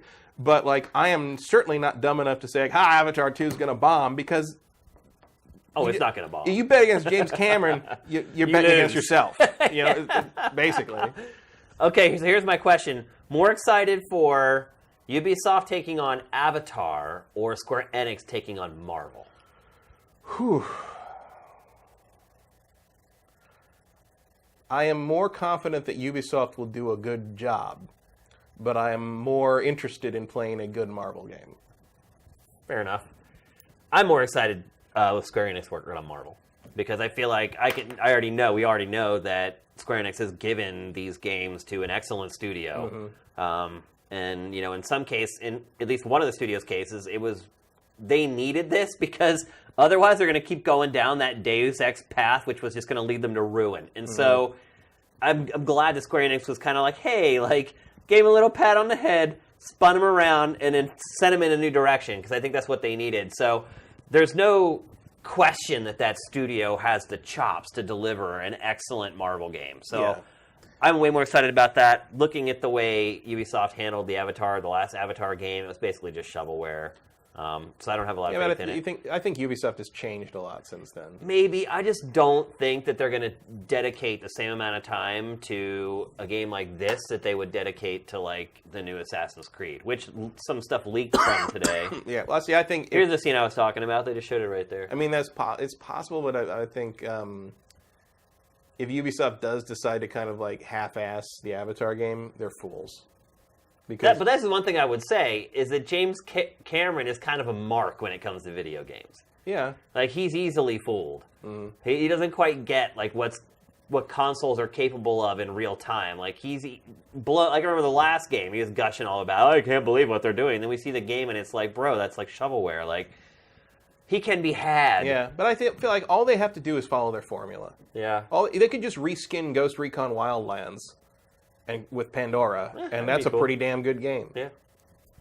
Agreed. It takes it might, I still think that might be more work than they want to put into it. Somewhat, but just take Ghost Recon Wildlands and do what they did with Far Cry Primal. Yeah. Just reskin Far Cry 4 and call it a full price game. That would be great. I'd be into that. Just do that. Yeah. That would be what I'd say they should do. Make it a 4-player cooperative whatever and go to town. All right. Let's move on. Next we're going to talk about Torment Tides of Numenera. I'm especially proud of the graphic for this topic. Numenera 1? Yeah. It makes me think of Mana. Like Numenera. Yeah, so this is another game that you have played. I have not played Yeah. at all. I between Horizon marathon sessions, I was playing some of this, so I'm like 5 or 6 hours into it. How about the revival of the isometric action RPG? Very interesting. I mean, the last 3 years, this genre was gone. Yeah, well, Kickstarter will do that. It's crazy. Like, See, who also knew, Space Sims. Exactly, there's another one. But who knew that this is a genre that went away that had this fervent group of supporters that were willing to put their money where their mouth was, as it were, and invest in these games, and they're all turning out great. And this is another example. And some outlets have called this the best of all the isometric action RPGs of the modern era. Would you agree with that? Yeah, I mean, I'm not done with it, but I would say it's pretty damn up there. There has been some kickback on it from some people online where, like, I don't think people quite knew. Some people didn't quite know what they were getting into on this Lots game. of exposition in this. Yeah, well, here's the thing. This is a spiritual successor to Planescape Torment, Right. Which is I think a lot of people back don't in the realize 90s. that. Yeah. And Planescape Torment Planescape is a setting for D&D. So this is obviously not Planescape at all, except it's totally Planescape. But like Planescape is basically whereas D&D you think of Dungeons and Dragons, Sword and Sorcery. Planescape is a very crossing dimensions. Magic is also science, like very psychological, very there's some eldritch horror to it. There's some, like it takes place in the year 1 billion. Like, I mean, it's just like, it's very strange. And like early on in this game, you have a conversation inside your own mind with yourself, and you don't know who you are. And they don't know why they are who they are, but they know who you are because they're you, and their job is to tell you that you need to do this thing, but they don't know who they are, why they are, what they're doing, but all they know is that's what they have to do because you're part of them. Right. And they're part of you. But they'll always be there, they just can't come with you. And then you see them again later, they're like, hey, what's up? Like, what about that thing? I don't know what's going on. It's your mind. What am I supposed to know? Because it's your mind too. Like that's what it is. It's right. it's a lot of mind-bending, weird, twisty things. Planescape Torment, the original game back in the day, in late 98, I want to say, 90s in there, probably the best written game of all time, for my money. That's some high praise. It is basically a novel, and the combat's kind of blah. And in kind Torment, of this game is the same thing. Yeah. So the combat's turn-based. It's not real-time with pause, right. like Baldur's Gate. Yeah. Or Pillars of Eternity, which is the tech that this is based on. In Exile built it on the same engine. Here's the thing, it was like a vote they took among the backers, and they voted for turn-based. So the turn-based stuff, it's there, it's fine. It's not great.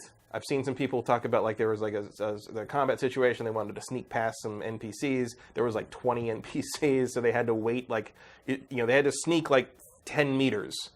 And it took like 10 minutes because they had to wait for 20 NPCs to take their turn. Right. So stuff like that happens, and it's like that kind of shows you why real-time with pause is, in some cases, a superior system because it lets you play things out faster that turn-based would make a long haul kind of thing. Right. But here's the good news. There's a fight in the tutorial to show you how the combat system works that you can actually bypass by talking to somebody enough. Like, you can actually talk your way out of the fight during the fight. There's multiple ways to solve everything in this game. And I'm like, 3 or 4 hours past that, and I have not been in another fight since then. Whoa. This game is all talking if you want it to be. And dialogue trees. Dialogue trees, choosing this, using your skills in if you love in Fallout, the Fallout games where you can, your skills determine what dialogue choices you have, and I have an ability that lets me read the mind of the person I'm talking to. So it'll pop up scan mind, tell me what they're really that seems thinking. Like cheating.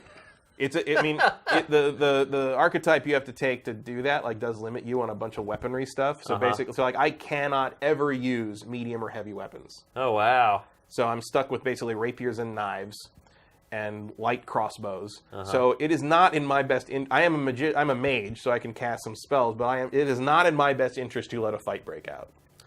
And It's and that's what I've been doing is I've basically been talking my way out of everything. So is it just really kind of like a graphic novel, though? A little bit, yeah. I mean it's like 70% visual novel. Wow. In like 30% kind of Baldur's Gate-y kind of thing. Uh-huh. So if you're not up for that, don't touch it. I think some people may be a little surprised to hear that, though. Yeah, it's mostly dialogue. And like most of it's not voiced too. It's just you're reading. It's a lot of reading. Yeah. And I How love much it. does this game cost? I don't know. I backed it, so I didn't buy. I think it's $45 on Steam right now, but that might be like That's an expensive buck. Week of release price or something. I mean, when you start thinking about games like this, like you kind of start comparing them to books, right? Yeah. Well, here's the thing. Like one of the things I really love about this game is like if you can see here in this city you're in.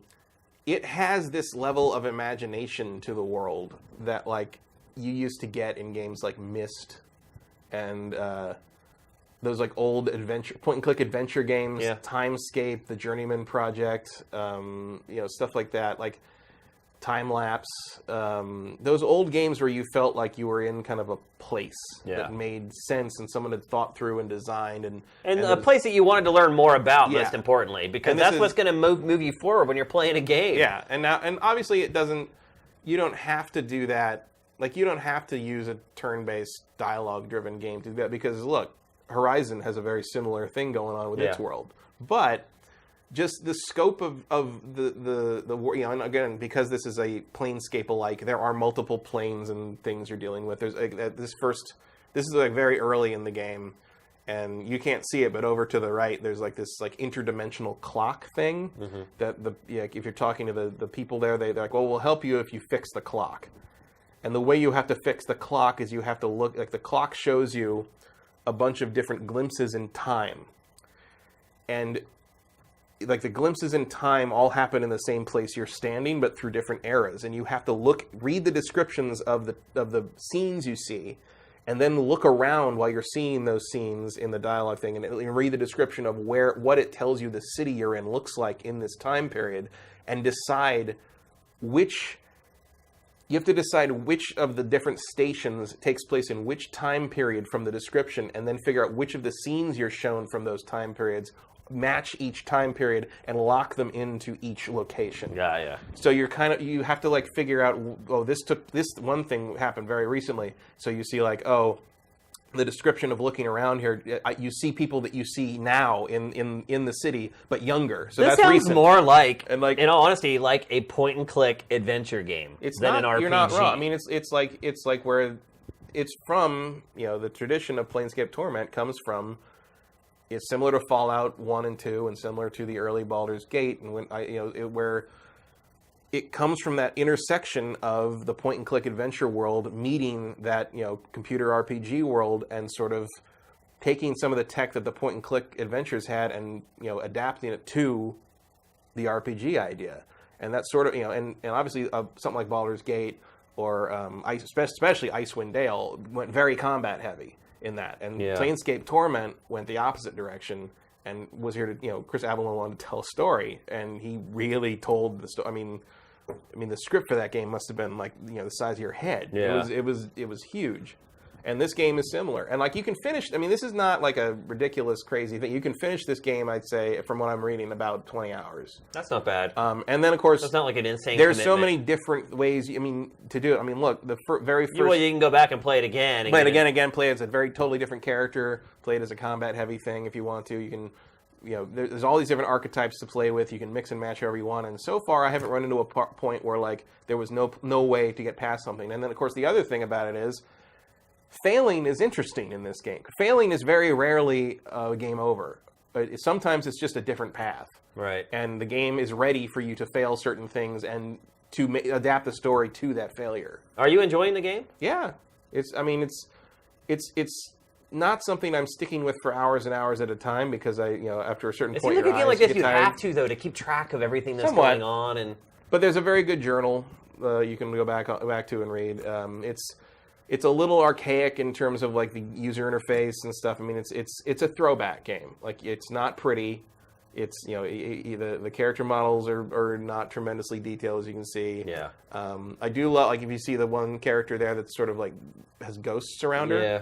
So she exists in like multiple planes of reality at once. So all those ghosts are other versions of her Right. In a different timeline. in a different timeline, and they all can talk to each other and see each other and call each other sisters. Wow. At one point, there's a moment where she's like she doesn't like your companion that you're with, and at one point she's like, you have no idea how many other timelines I just straight up killed you. Oh, there goes another one. You know, it's like. And it's like it's like that, like the fantastical and the crazy and the multiplanar weirdness is a part of everyday life in this world, and like that is a really I find that a very interesting and routinely surprising. The way they present it to you and deal with it is routinely surprising and weird. In I don't know, I guess in kind of almost like a Mobius like French comic book way, like where that kind of the imagination that permeates those old Mobius books, that just there's no equivalent, you know, in American fiction, and I get that kind of it's almost an unease that it creates that like nothing else does that, and I really like it. It's not for everyone, particularly people who don't like reading. Yeah. Or people who maybe like a little more action in their video games. I will say, the combat is not good. Yeah. It's passable at best. Well, right there, I just flashed up where combat is not the only option. Yeah, and believe me, you'll be happy it's not. Yeah. Because it's kind of it can be annoying. It can, you know, and you can definitely build a character that is not suited for combat. Yeah. And the good thing about the game is it makes sure that you can still play the game and not have to worry about that. But it's not one of those things where it's like, oh, you can fight your way through anything. Like you got to.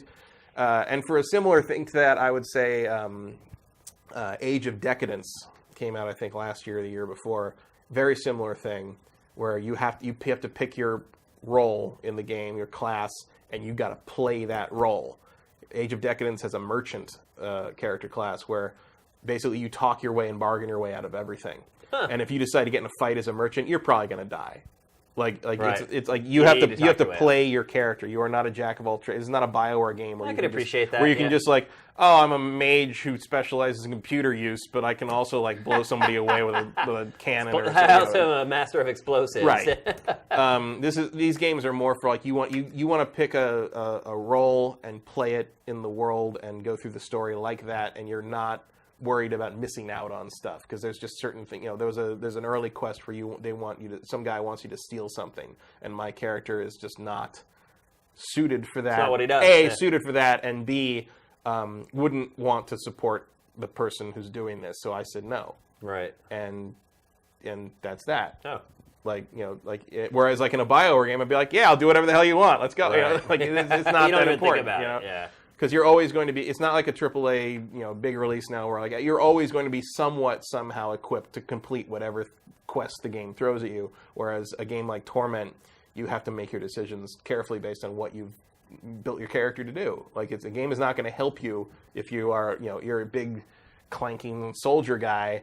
And they like, we want you to sneak in and do. No, you're not going to make it. Right. And you probably do have options to fight your way out of that, but like it's going to be tough. Yeah, sounds like it's actually a little more realistic. Yeah. I mean, except for the fact that nothing is normal at all. I mean, right. But it's it really leans on what you're building your character to do and how you're responding. Every dialogue choice almost makes a difference in this game.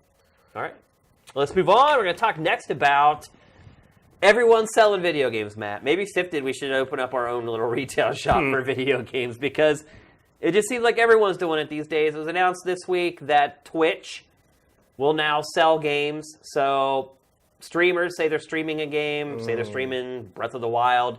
If someone's watching the stream, they will be able to purchase Breath of the Wild while they're watching the stream. The streamer will get, I think it was 5% of every sale. I mean, that could add up pretty quick. Yeah. It's a great idea, a brilliant idea. And, I mean, if you're a publisher, you love it because you're reaching the fans. These people are being turned on to this game, and then right there in that same interface, they can buy that game. It's genius. And it's good for Twitch because that's a direct metric of what kind of influence they're having. Because that number has always been fuzzy. Yeah. It's always been like, okay, well, X amount of people watch a stream. What is the percentage of people who may go buy that game? It's always been they had to do a survey or they have to talk to go through all this data to try to figure that out.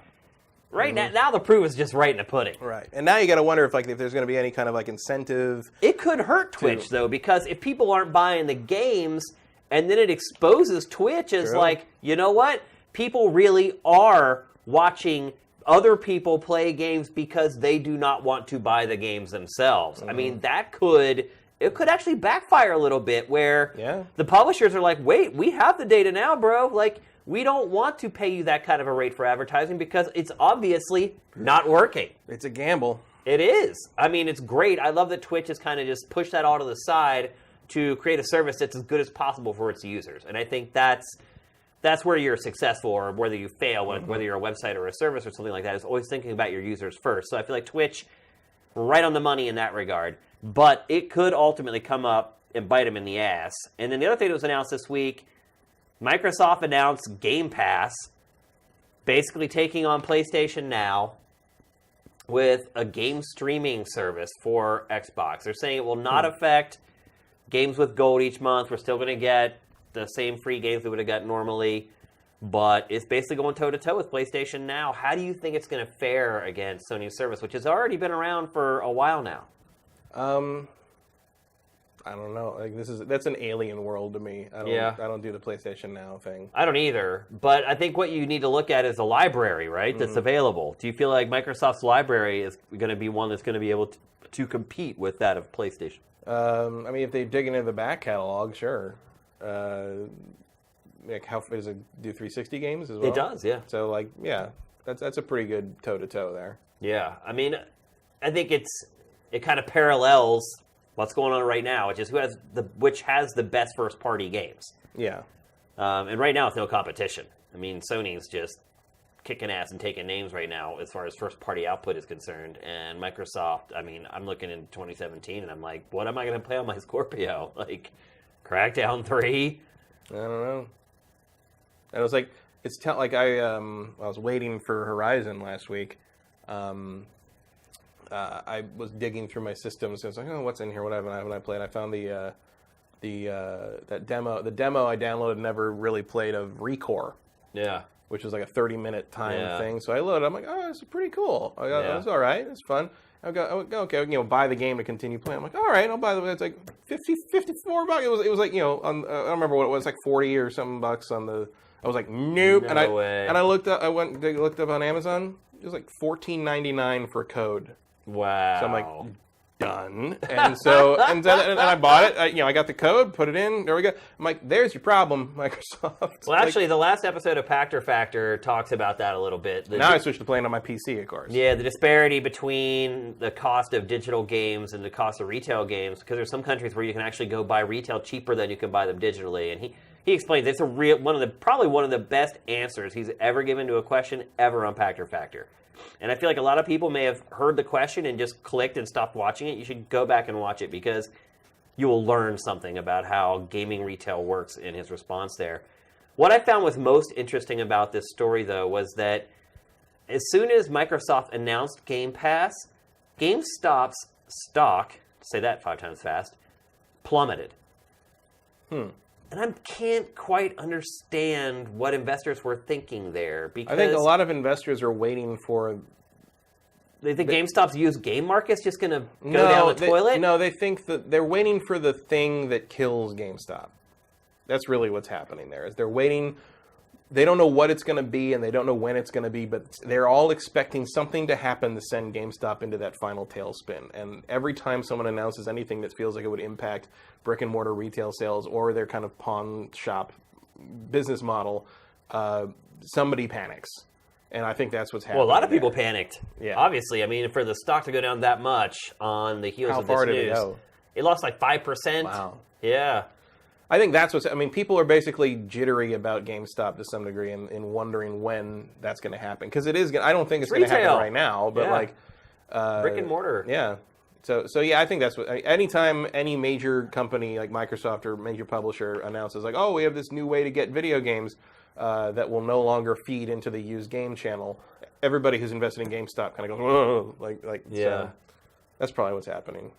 It's crazy, though, because Sony's service has been out there for forever. And that Well, they're used to it. right. But I just think it's funny. It's like that didn't impact GameStop. Yeah, when, I mean, investors are like gazelles. yeah, You know, like, no, they are. You step on the twig They're and like they're fish. and they run away. You know, No, you're right. That's a good way to put it. I think it's an overreaction on the part of almost certainly the stockholders for GameStop. But I could see long term, as more of these services start popping up and people have less and less reason to go and buy used games. But I just wonder how much of GameStop's business is legacy, is older Xbox 360 and back, as far as like the pawn shop business model. Yeah, well, it can't be too deep back because they do have a cutoff. Oh, they do? Yeah, they don't carry stuff, I think, more than 2 generations old. Oh, I thought that they just started carrying N64 stuff again. I thought they just announced that. Did they? I haven't seen that. I thought for sure. Well, for a long time, like, you couldn't sell back stuff older than, like, PlayStation 2. Well, because they probably give you $1, 50 cents Right. for it or whatever. Well, so And there's only so much shelf space. yeah. So, Yeah, it's stock and everything, the way that they have to handle it. Because that is the one thing about it. Like, it is physical stuff. Yeah. Like, even though it's all going away now that whole catalog is on, like, a thumb drive. yeah. It's pretty crazy how everything has changed over time. But I feel like it was an overreaction by the stockholders of GameStop. I don't think this spells imminent doom for the retailer. There is going to be a GameStop as long as people sell games at retail. I mean, it's like The when bigger danger when to Walmart GameStop- closes up its game section, then panic. Yeah. The bigger hurdle to GameStop's future success, I think, is stuff like what Twitch is doing. Being able to buy games anywhere, at any time. Like, to me, that is what's putting GameStop in serious danger, is the proliferation of retail everywhere. I mean, you don't have to go to Amazon.com or walk into a GameStop anymore to buy games. Like, you can get them almost anywhere. And I think as more companies start integrating e-commerce into their websites, that's when I think GameStop has a big problem. Because GameStop was slow to get into digital anyway, and it was already kind of too late by the time it did. And you have the first-party storefronts on Xbox Live and PSN and the eShop with Nintendo. There's just more and more ways to not spend your money at GameStop, I think is what I'm getting at. So I poke my head in GameStop when I'm, like, passing by it somewhere, but I don't remember the last time I specifically went to GameStop. I go into the holidays to get whatever relative wanted a video game that year. I go in and buy them games, and that's like the one time a year I go in there. No, I went in for a PlayStation VR. I used to do that, but I usually do that through Amazon now because I get the Prime discount. Yeah, $20 off, brand new games. Yeah. Can't beat that. Can't beat it, for sure. Amazon Prime is a great deal. Although Best Buy's Gamer Club thing is pretty good, too. I don't. How does that work? It's like $30 a year, and you get, like, the same deal you get with Amazon Prime, and then, like, if you're And trading... it's only $30 a year instead of $100 something or like whatever. that. And, like, I don't know if that's exactly the price, but it's like it's a reasonable yearly fee, and then you, I think you get a bonus or something, or points or something when you trade stuff in. Like, it's a pretty good deal. It's a better deal if you're into trading games, used games, which I don't do very often because I'm usually pretty sure about what I'm buying. Yeah. But that I want to keep it basically.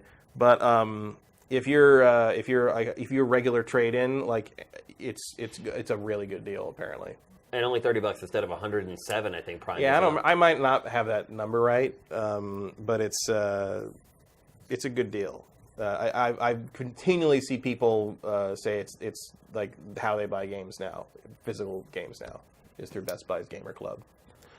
So the big boys are catching on, basically, and we'll see. GameStop, already has a pretty bad rep with most of our core gaming demographic. So we'll see. Well, the other part of it too is that on Twitch or wherever, you have fans of these people who are streaming, and they're going to want to.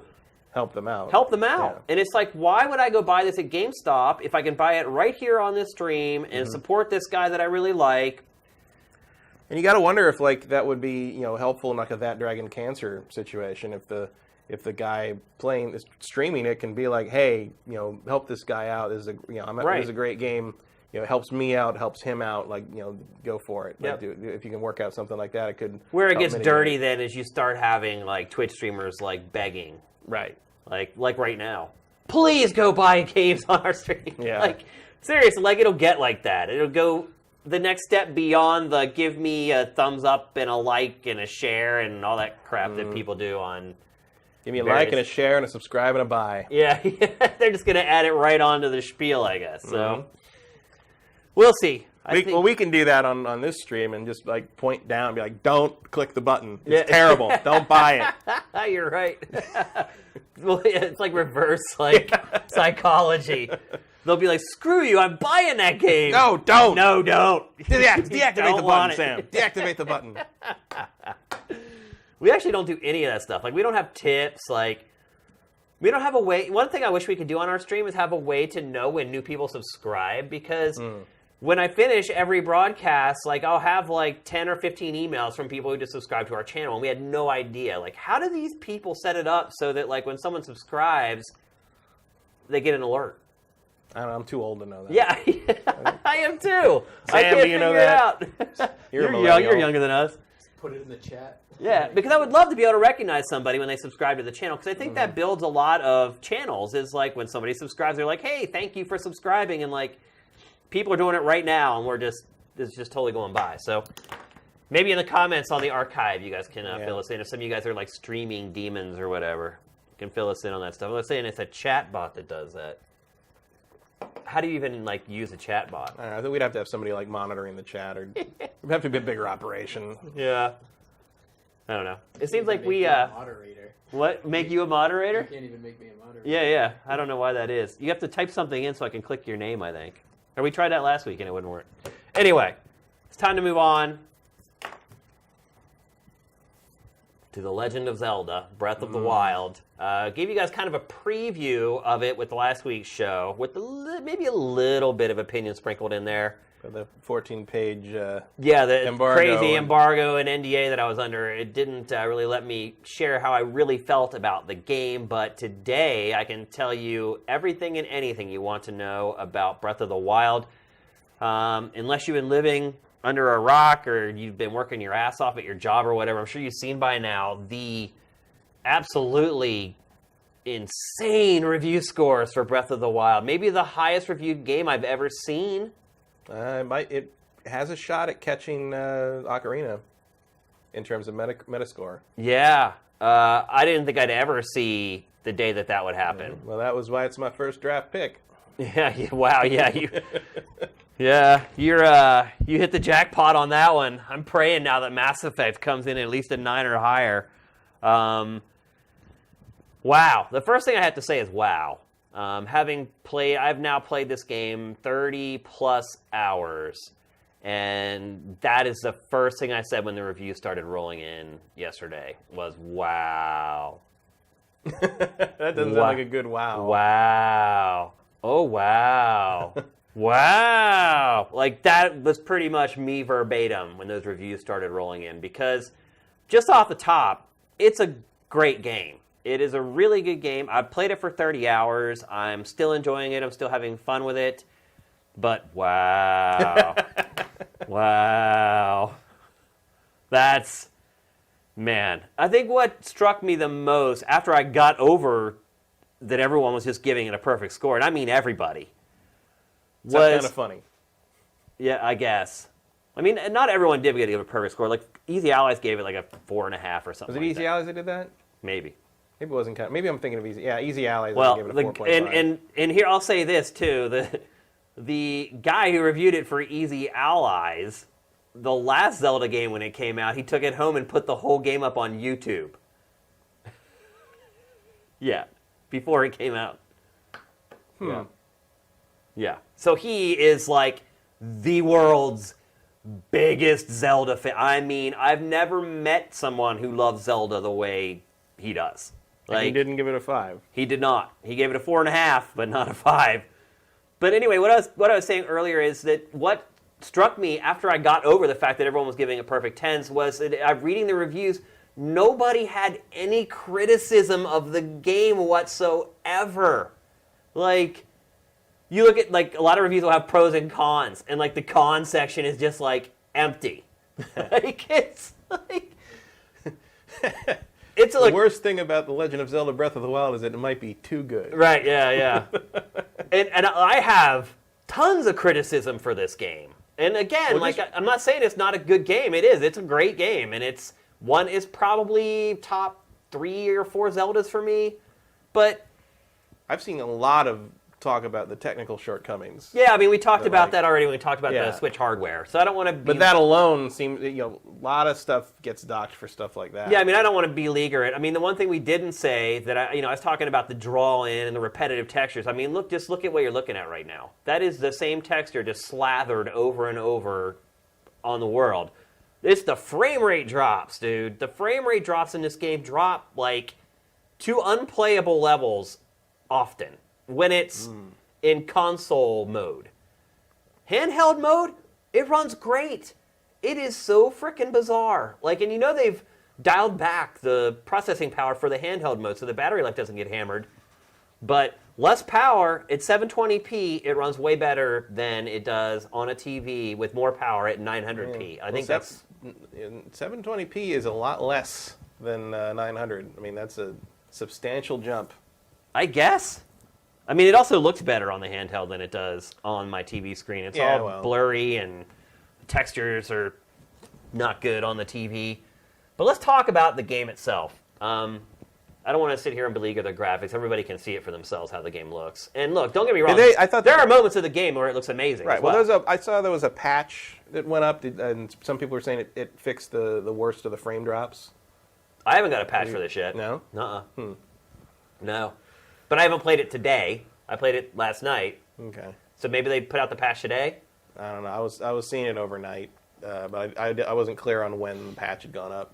I thought it might have been the same as the patch that helped with the Joy-Con problem you had, but apparently not. Yeah. No, there was no patch for Zelda in there. That was just the firmware. Because the notes on the day one patch for Zelda said something about fixing the frame drops. Now, I don't know if that actually happened. Yeah. But it'd be nice. Yeah. I mean, the first thing I will say is that Nintendo has done an amazing job bringing this franchise into the open world because it still feels like Zelda. I mean, they've completely changed the core. I mean, some would argue that they just went back to the style of the very first Zelda, which is kind of true. But it kind of goes completely against what a lot of the previous Zelda games have been like, particularly like Skyward Sword, where it had that weird like interface where you got on the bird and were like flying in the sky, and then you'd like basically base jump down to the levels. This game is all seamless. There's really no loading times. Everything loads on the fly. The whole world is just there, rendered, ready for you to go. And despite all this, having this huge world... I love how unimpressed Link looks right in that shot. He's just like, this amazing like vista with all these... And he's just like, yeah, sure. So you have this huge world where a million things could go wrong, but somehow it still manages to retain that Zelda imprint, that Zelda stamp, that special sauce that makes Zelda what it is. It still has it. And I think a lot of it is the characters. A lot of the characters you're familiar with. You know a lot of the races from prior Zelda games. So you're kind of familiar with it, and I think that helps kind of spackle over some of the rough edges, so to speak. As far as like the unfamiliarity that you have with this game as far as how it's designed. Having those characters there definitely helps ingratiate you into this new sort of game design. But a lot of it is just the charm of the game. It's just, there's something about the Zelda team that they do certain things the same way across all their games. Just the way characters react, the types of characters that you run into. I realize now that I've played Zelda for so long, like you can kind of figure out, like once you meet a character by their animation routine, what kind of a character they are. Are they going to help you? Are they going to hurt you? Are they going to give you a task? I almost feel like I'm clairvoyant. Like when I play this game, I walk up to someone, I'm like, oh, you're going to tell me to go somewhere else and get something, and then they do.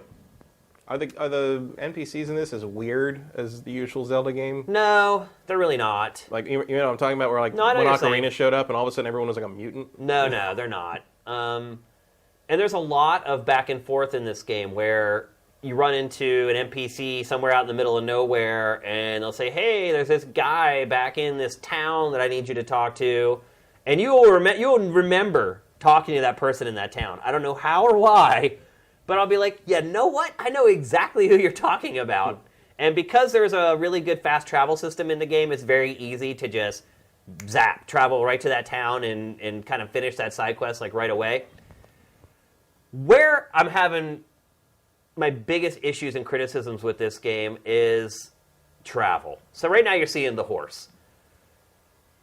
The horse is great when you have wide open areas like this, but there's lots of places where the horse just won't go anymore. Like on certain cliffs, it'll just be like, nope, I'm not going. You have to do a lot of time on foot in this game. And basically what happens, the way the game is designed, is you go through the early stage of the game, and then, and there's stuff I don't want to spoil, you're basically, they show you where the 4 dungeons are on the map.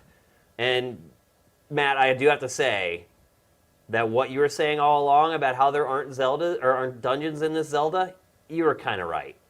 There are no proper Zelda dungeons in this game.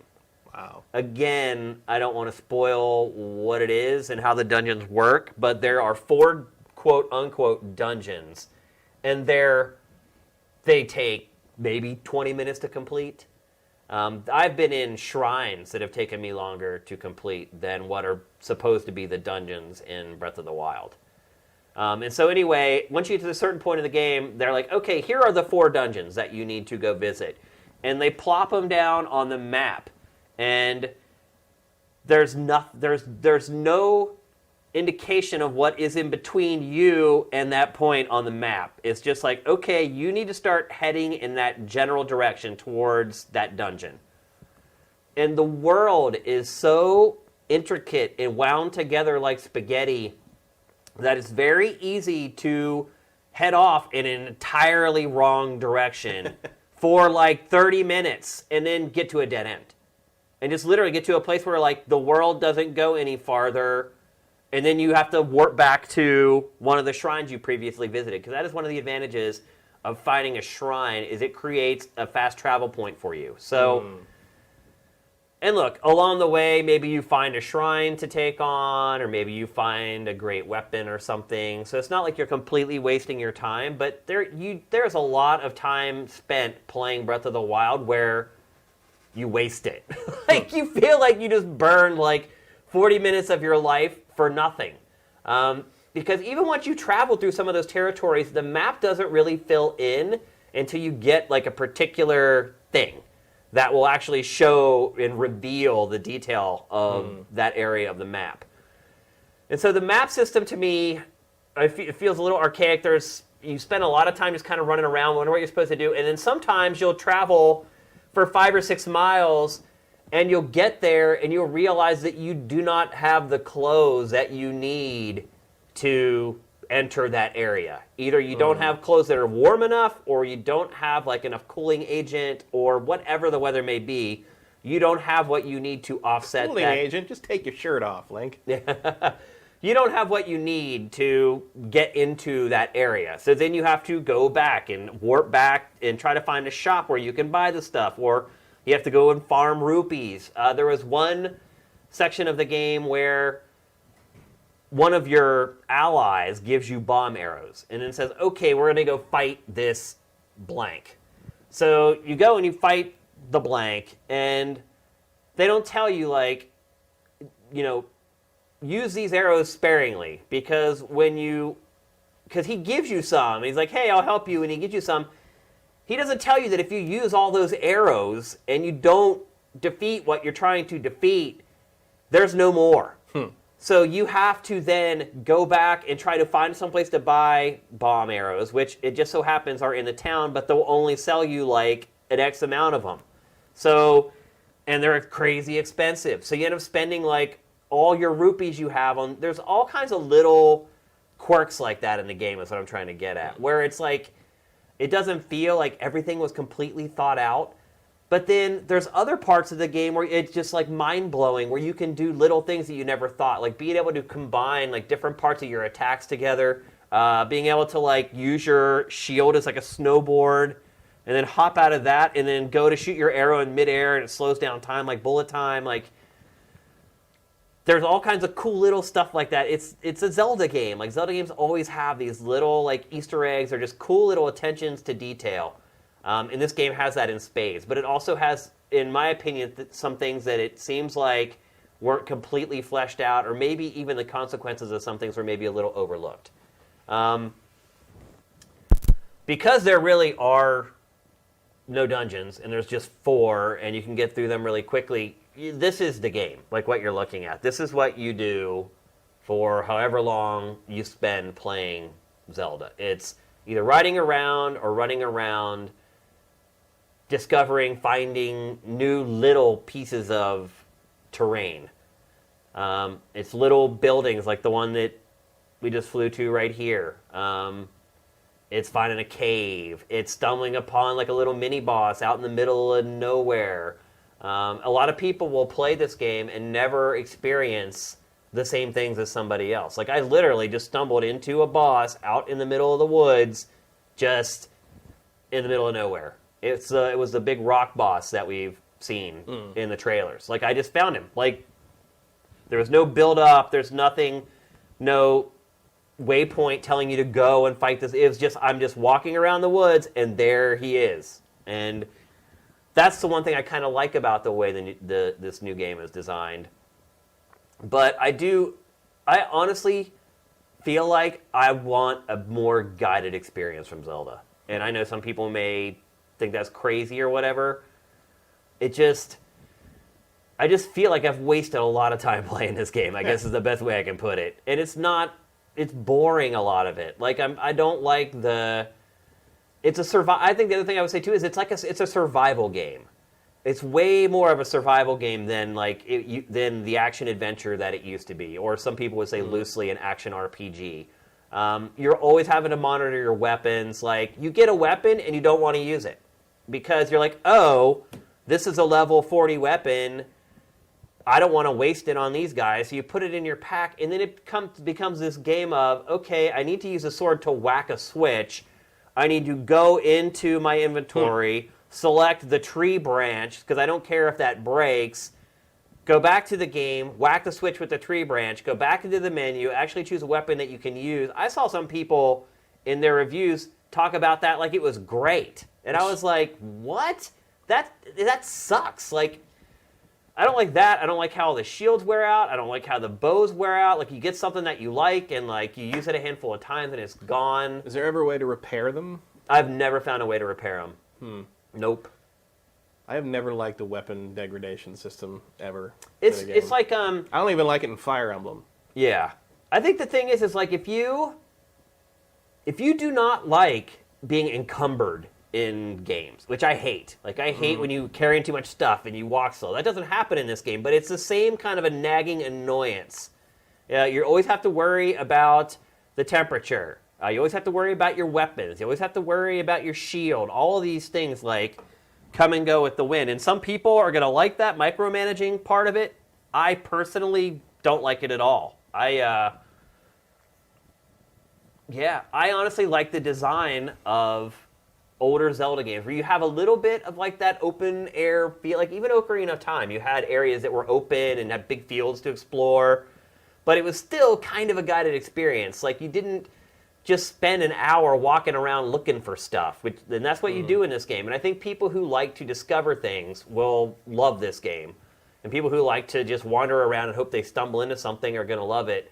But I think some people are going to get bored of it pretty quickly because it is kind of the same thing over and over. It's the same enemies. It's the same weapons. You find the same...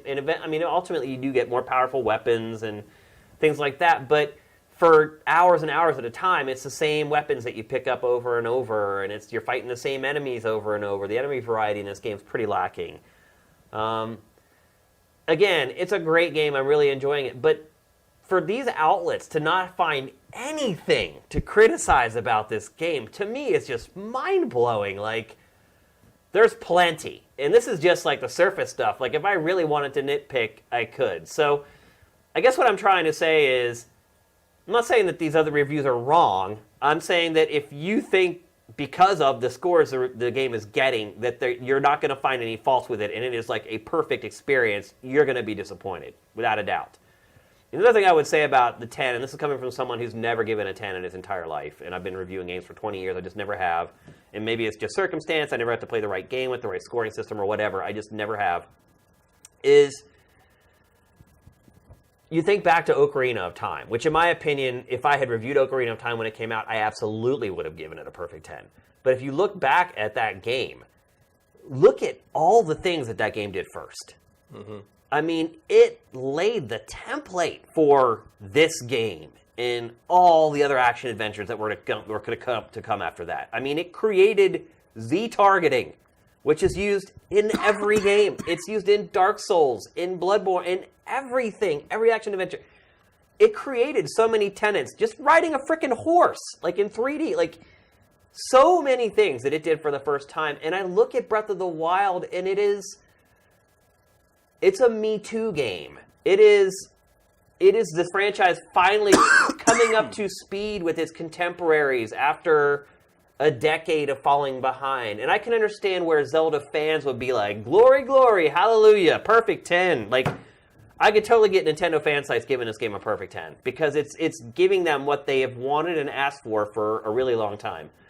But for people who've been playing games like Skyrim, and for people who are playing a game right now like Horizon Zero Dawn, to me, this game falls short of those games. It just does. It doesn't do those things better? No, it doesn't. Not at all. And it brings a lot of, like I said, at least for me personally, a lot of the annoying things that I don't like about some of those games. Like, it doesn't have encumbrance, but the encumbrance of the survival element, so to speak. The cooking, you can kind of take it or leave it. Well, you can't really leave it because you do need it for health. But it's like this experiment thing. Like, you don't really get a lot of recipes. Like, you just kind of throw stuff in and see what comes out. And then you kind of know, okay, from now on, if I combine those 5 things, this is what I'm going to get out of it. And you do kind of know going into it, okay, certain elements of this, like, you need to use spicy peppers if you're trying to make food that will help you in the cold. You need to use watermelons if you're trying to make food that will... That's not how spicy food works. I know. But you need to use watermelons if you're trying to make food that will help you survive in the desert or whatever. So you kind of learn those tenets of it, but then everything else is just trial and error. Like all the herbs and the mushrooms and everything else that you throw in there, like, you really don't know what it's going to turn out to be most of the time. So that's like Unless you buy the official strategy guide. Right. And I'm sure they're probably online. Someone's done a cooking guide already or whatever, but... When you're playing this and you're one of however many people are playing the game, it's like it's all trial and error. So, man, you have any questions? How is the combat? Like, is it beyond what we've seen in other Zelda games, or is it like? Well, it's kind of like what I said. Like, the tools that they give you this time, like, and this is one of the things I always love about Nintendo, is they always make sure that one thing works with something else. So it does have the base Zelda combat, the lock-on with the Z. If you time, like, your parries at the right time when someone attacks, basically, it freezes the enemy, and you can jump in and just wail on him. And for most enemies, that's enough to just completely wipe them out. You can also, if you time it just right and jump, it will give you, like bullet time in the air with your bow. So you can jump up in the air, and you have like 3 or 4 seconds to just hang in the air and just light them up with your bow and arrow while you do that. Horizon has that too. Yeah. And then there is a third thing that you can do where if you time blocking with your shield at the right time, it like basically blows the enemy backwards and does some damage. So the combat engine, hands down, the best there's ever been in a Zelda. Not even close. It is by far the best. A lot of it is carryover from prior Zelda games, but it's done great, and I think the addition of the bow, which was something I played it for the first like 5 or 6 hours and hardly even used the bow in combat until I realized, oh my gosh, like, what am I doing? I'm being insane for not using this thing. So I think the combat's great. It's not, I mean, look, it's not like a Nier Automata, or it's not like a Platinum game as far as the depth of the combat is concerned, and it's not even like a Dark Souls or a Demon Souls in that regard either. It's not that deep. You don't get a lot of variety from the different shields that you use. The weapons, yeah, like you'll have different combos depending on whether it's like a spear or a club or a sword. But other than those sort of archetypes, the combos stay the same within those archetypes. It's not like you have a separate combo for the Master Sword versus some rusty broadsword that you find or whatever. Those animations are all tied into like that class of weapons or whatever. But I mean, this is a lot of the game right here. You come to an encampment. You should probably sneak in and take the weapons so they can't get the weapons. You fight them. A chest opens. You take the chest. You take the meat. Then you continue on and roam around more. Maybe cook at the pot if you need like more health items or whatever. But there you can see, there the broadsword's damaged. You need to go in. And it does do a good job of alerting you to know that like your weapon's about to break, like a beep will start happening to kind of let you know there's like an auditory It's just so weird. cue. Like when I have weapons, I like to have my weapons, and I at least I've played games with weapon durability, but at least there was usually a way to fix the weapon. Yeah, I've not found a way to. I think I read somewhere that someone said that there is some way later on to repair, but I mean I'm 30 some hours in and I haven't found a way to repair a weapon yet. So how long did it take you to get to a dungeon, or whatever? 20 hours. Jeez. What? Yeah. Wow. I mean, I'm telling you, Matt, I have wasted probably 6 or 7 hours of the time I've played this game doing nothing. Just trying to find where I'm supposed to go, and then eventually you get to a point where the world just ends, or there's a cliff that drops down into water, or there's nothing. And you have to turn around. Either you warp back to the last shrine that you tagged up, or you backtrack all the way around and try to find another way. Like at the very beginning, when you're just getting like your base abilities, there you need to go is in the snow.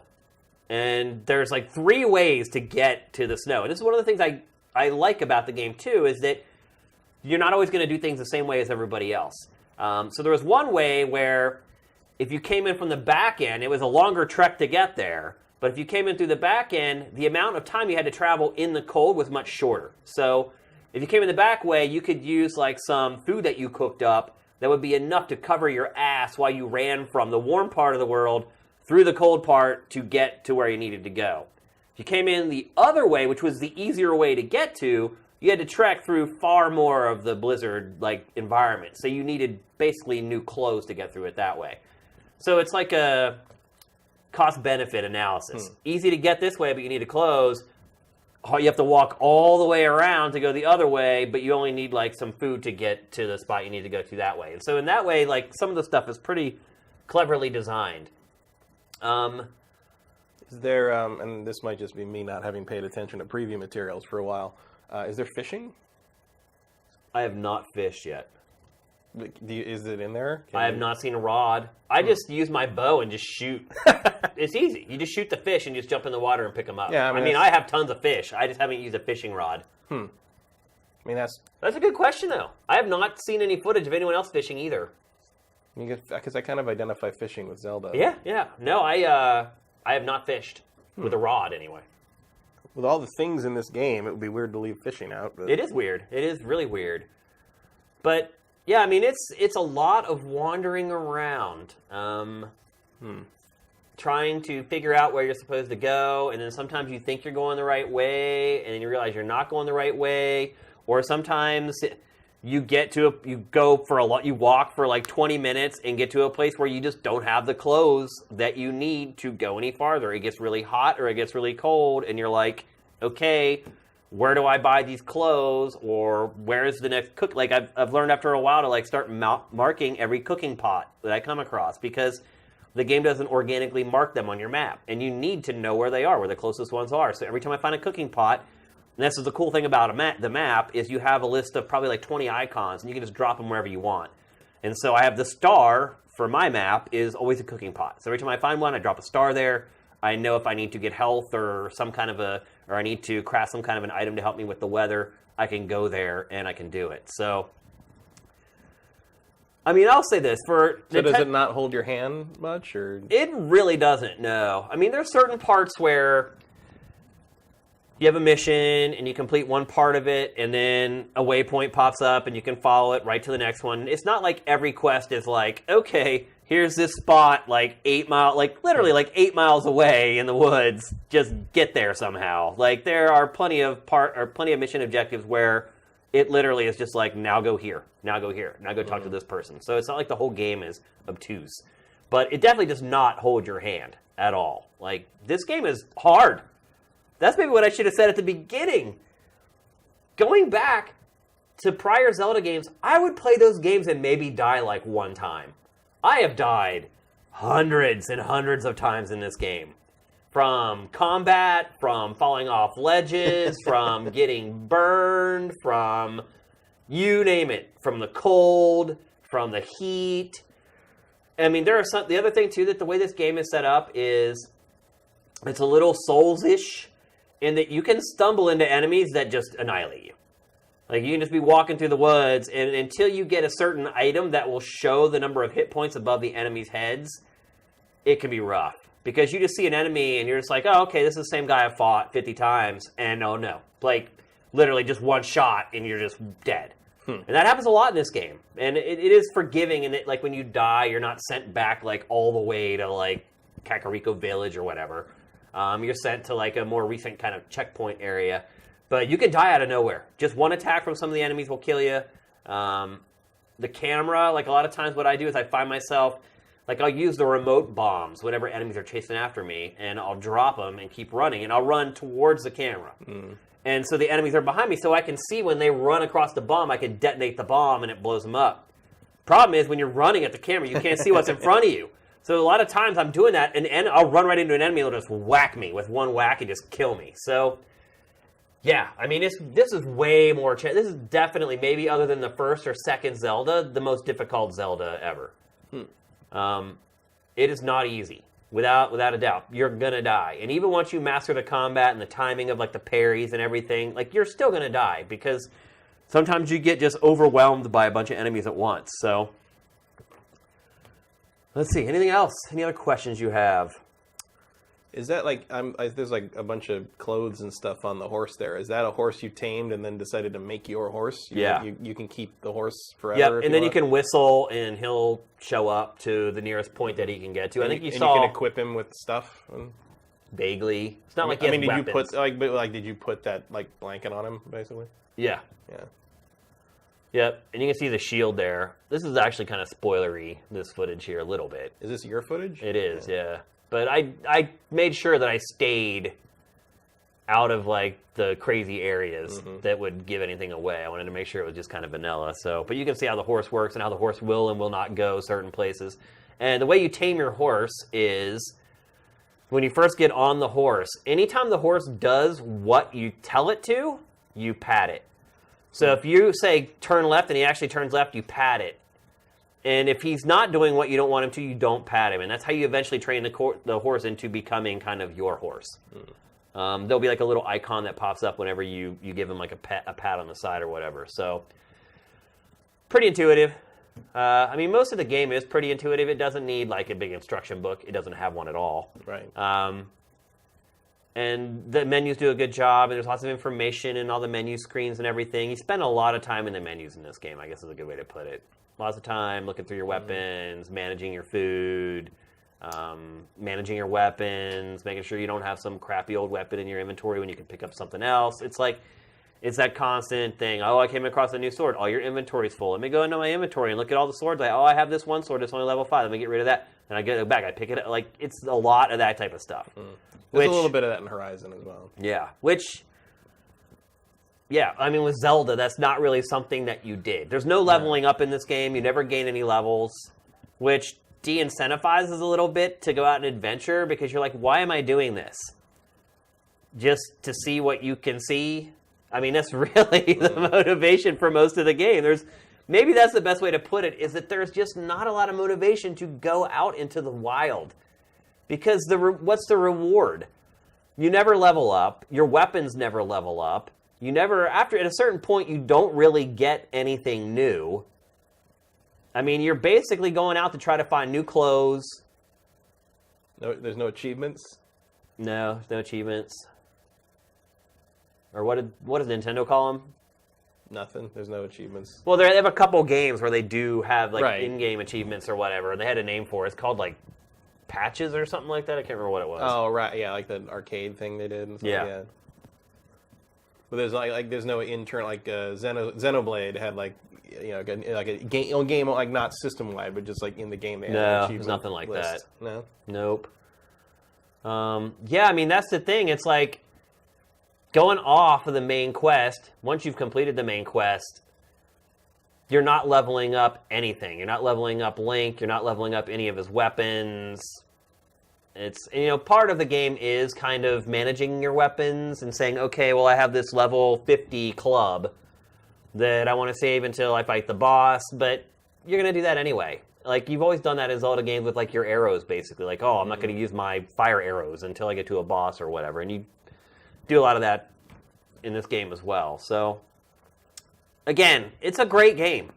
Don't get me wrong. And it's way better than Skyward Sword. I love it way more than Skyward Sword. But there's really nothing innovative about it unless you're looking at the Zelda franchise in a vacuum. And you're saying, all I care about is what Zelda does and not what everything else does. There's really nothing unique or different about it other than it's, wow, Link is in an open world. I don't know if I'd even call it an RPG. It's a survival game. It's an open world survival game, really, I guess is the best way to put it. I've had a ton of fun with it. Obviously, I've already spent 30 hours. I'm not completely finished with it. A little bit of that is me dragging my feet because I can see the end coming, and I wanted to make sure that I experienced a lot more of the world, and want to be able to come on this show and actually have an informed opinion about more than just the quest, because I look at I don't know how some of these people got through this game and really experienced like a lot of it in time for the embargo. I gave it everything I had, like every waking moment I had. And they're not running their own website. Yeah, I guess you're right. Like, maybe that was their only thing they had to do. But I just could not get it done. And, like, it became obvious with, like, a day and a half before embargo that I was not going to make it. Like, I was just like, damn. Like, I've given this all I've got. I'm staying up until I'm falling asleep with the tablet in my lap. And I started seeing people on, like, the Facebook thread, where the reviewers thread, where people were talking about parts of the game that I hadn't been to yet. And I was like, man, like, I played this game for 30 hours, and I'm still not at that yet. So that's it. I'll be writing my game eval. I think probably Monday it'll probably go up. I'm hoping I can get it done in the next couple of days. It seems that way. I'm to the part of the game where a lot of the pomp and circumstance is over, and it's escalating and leading up to like the end of the game. The story I didn't talk about. There really isn't one there. It's just a very basic setup. The writing is not good. Is there a Triforce and a I'm not going to spoil like big stuff, but like the usual Zelda elements are shaken up in a Yahtzee. Yeah, cup I and mean, thrown back out on the table, basically.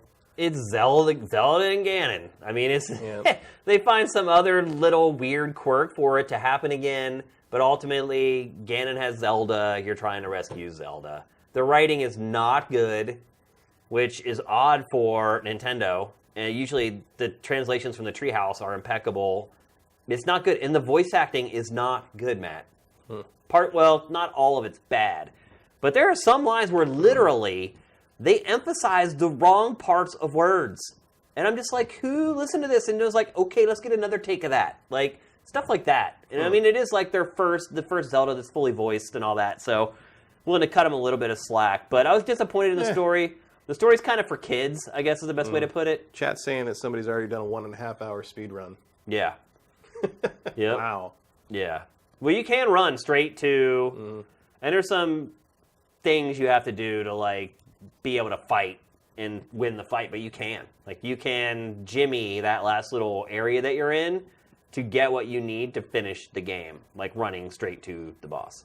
Yeah, so you were absolutely right. Like, people are on it. Like, there was one guy who got a copy of the game, the guy who did that. All he did was speedrun it. As soon as he got it, he just started figuring out how to get to Ganon immediately and fight him and win. And he did. Like, when the embargo broke, his video went up 1 hour and 30 minutes or something like that. Just like that. So, all right. I'm sure people have questions galore. Obviously, my opinion of Zelda is differing from a lot of other people's. So I am here and more than willing to back up my opinion with facts and information that I have gathered playing this game over a full work week. When it all comes down to it. So feel free to hit me up with any questions you have about Zelda in the comments while we go to our trailer of the week, which is... This was a horrible week for trailers, by the way. Yeah, not much happening. Really. We did have Shadow of War, but we wanted to talk about that, so we ended up running the trailer for our conversation about that. That probably would have been trailer of the week. There's a new Overwatch character. Yeah. That trailer wasn't good, though. Yeah. It was like that corny animated thing they do sometimes, where it's just like... So instead, we I look went forward to her CG. Yeah, right, backstory. exactly. Oh, if it had been that, we definitely would have ran it. So instead, we have Battlefield 1, the very first DLC that takes place in France. It is called They Shall Not Pass. Get those questions in now.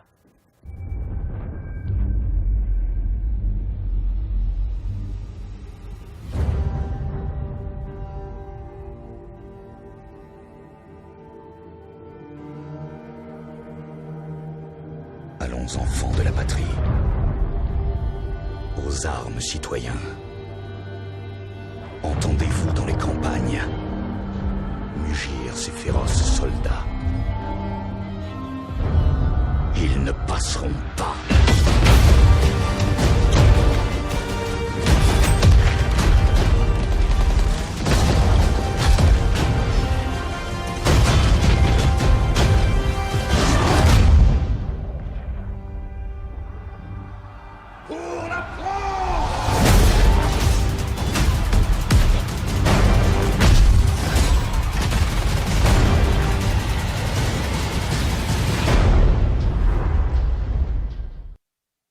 They just laid out the full DLC plan for Battlefield 1. It looks pretty freaking awesome. I think the season pass is like $50, and they announced 4 of the big DLC content that's coming across the next year. I was pretty impressed with what they're offering. I think there's 4 new maps in this, bunch of new weapons, and a bunch of other stuff. So looks like EA's doing a pretty good job with that. Also, we should probably mention before the show's over, Peter Moore left EA this week, which made me sad. The CEO of Liverpool. Yeah, he... Liverpool going to be unbeatable in FIFA this year, confirmed. Exactly. I was shocked over this news. I really was. And look, I know he's like the world's biggest Liverpool fan, and he came from a sports background. I'm only shocked in that like he made it happen. You know? Yeah. It's like it doesn't shock me that he would take that. I mean, I'm shocked that they offered him the job, to be honest with you.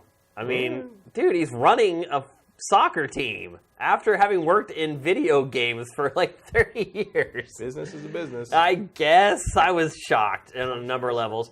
Mostly I'm going to miss him, though. I just, he... What will he get tattoos of now? Yeah. Well, when you work in this industry long enough, you start to realize like who the good people are and who the jerks are. And I'm never going to go on the GameFace and say, this guy's the jerk, but I will say whenever somebody's like the good people, and Peter Moore is one of the good people. Mm-hmm.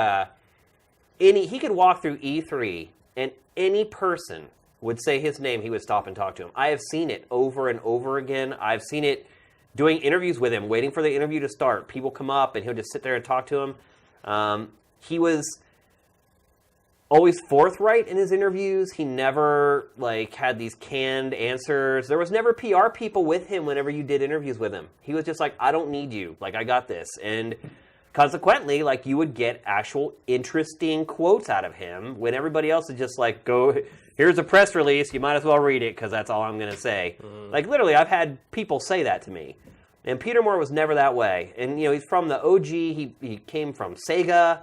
And, I've always admired him because he, stood out that fight with Sega to try to make the Dreamcast a success. And it's just a shame to see him go. Anytime you see a really good person leave an industry that you're a part of. One of the only people who stood against Stolar. Yeah. Back in the day. You're right. Yeah. I just have a lot of love for Peter Moore. So I'm sad to see him leave our industry. I think our industry is worse off with him out of it. And I think EA is worse off with him not a part of it. But I do wish him luck at Liverpool FC. And I hope he becomes the greatest CEO in the history of soccer. It seems like his dream job. It does. So good luck to you, Peter. Thank you for everything, man. And he gets to go home. He does. Yeah. I don't know if his family will be happy with that at this point, though. Yeah, but I don't know. Outside of the consequences of family and all that relocation situation, it must be, that's a great way to return in triumph. Be I'm going to come run my favorite soccer team. That's crazy. Yep. All right, let's get to some questions here from Unfashionable. From the Legacy. Isn't it unethical for streamers to push Twitch game sales if they also review the game? I assume that major review sites will not participate in this, but if internet personalities do not disclose, the FCC might have to step in, similar to the Shadow of Mordor situation. That's a really good question. Mm-hmm. My opinion... presumably it'll be in the language of Twitch agreement or whatever that, just, assume these people are getting a cut or something like that. A lot of these people don't really do reviews. Yeah. Most of them don't. It's impressions or reactions. They're why would they waste their time actually doing a review when they're going to sit there and play the game for 20 hours and you're going to figure out whether they like it or not? So most streamers don't really do, video reviews or take the time to write a review. Worst case scenario or best case scenario, depending on your perspective, at the end of their Let's Plays, they'll say, okay, so after I played this, I like this and I didn't like that. I mean, conflict, there's always, there can be conflicts, without a doubt. I mean, we've seen it with YouTube already, with some of the YouTubers. Yeah, but I guess the advantage you have here with the Twitch situation is at least as a viewer and a potential buyer, you can sit there and just watch the game happen in front of you, as opposed to someone sitting in front of a camera writing a review where there's like, I think this. And you the footage is cut and edited. It's right there in front of you. It's a little more, I think it's, I don't know if honest is the right word, but it feels pretty straightforward in terms of what the consumer has to work with. Yeah. And it's certainly, I mean, if somebody's playing a game that long in front of you, it's pretty hard to disguise if they hate it but are pretending not to hate it to get you to buy it. And then on top of that, you're watching the game happen. You can see if they're having a good or a hard, difficult time with it. I mean, there is a legal question there, but I would figure that Twitch has done that research. They'll figure it out somehow. Or maybe not. You know, if there's one thing we've learned in the last year or so, when it comes to like people running things, you never know how competent anybody is. Well, it gets a little dicey too, because what happens when the publishers start sponsoring the streamers to do a stream specifically to sell the game? Right. And then they end up sitting there the whole time going, buy the game, guys, buy the game, guys. I really love this, buy the game, guys. I would like it could get dicey. Yeah, but I would like to think the audience would be like, stop it. Like you'd see through that. Maybe. And the more they do it, the better they get at it. FCC rules may say it would have to disclose that. The rules say that. Yeah, well, for some, you're going to get caught doing that eventually. So, you know, especially if you're running a gambling site about how many people are going to buy your game, and then getting a cut of people who buy the game. Man, that could end up being like the mother of all scandals. Like somebody starts a gambling site to bet on how many sales they get of the game they're promoting from the publisher for 5% per sale. I like the wheels within wheels on that scenario. Here's a follow-up question. Why is Twitch game purchasing taking so long since Amazon owned Twitch since 2014? Couldn't they just have added an Amazon purchase link at any time, or is this some type of other purchasing? Why do they need to share revenue with anyone? Good question. Good question. I mean, to me, it really feels like they're rolling the dice and thinking like we think we drive sales, and we're going to use this feature to prove it. Well, it's really weird. And make ourselves more valuable to the advertisers in the process.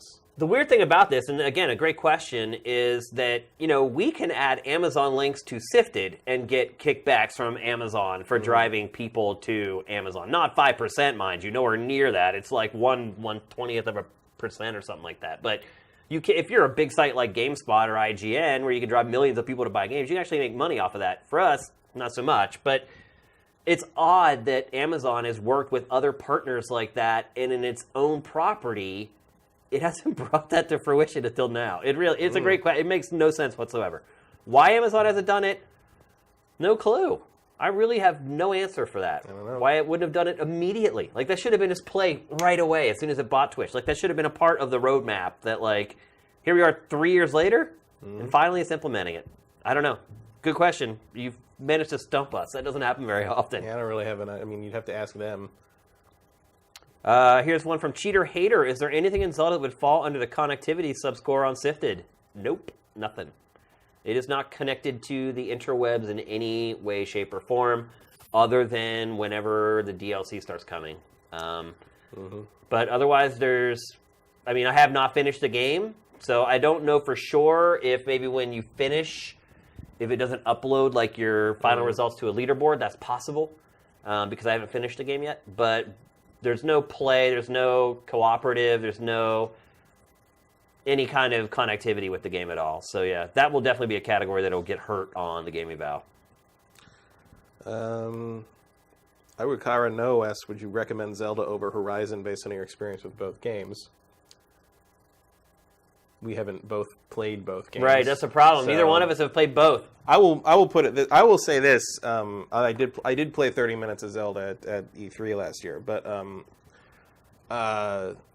if I will be shocked if Zelda's as good as Horizon after 20 hours of Horizon.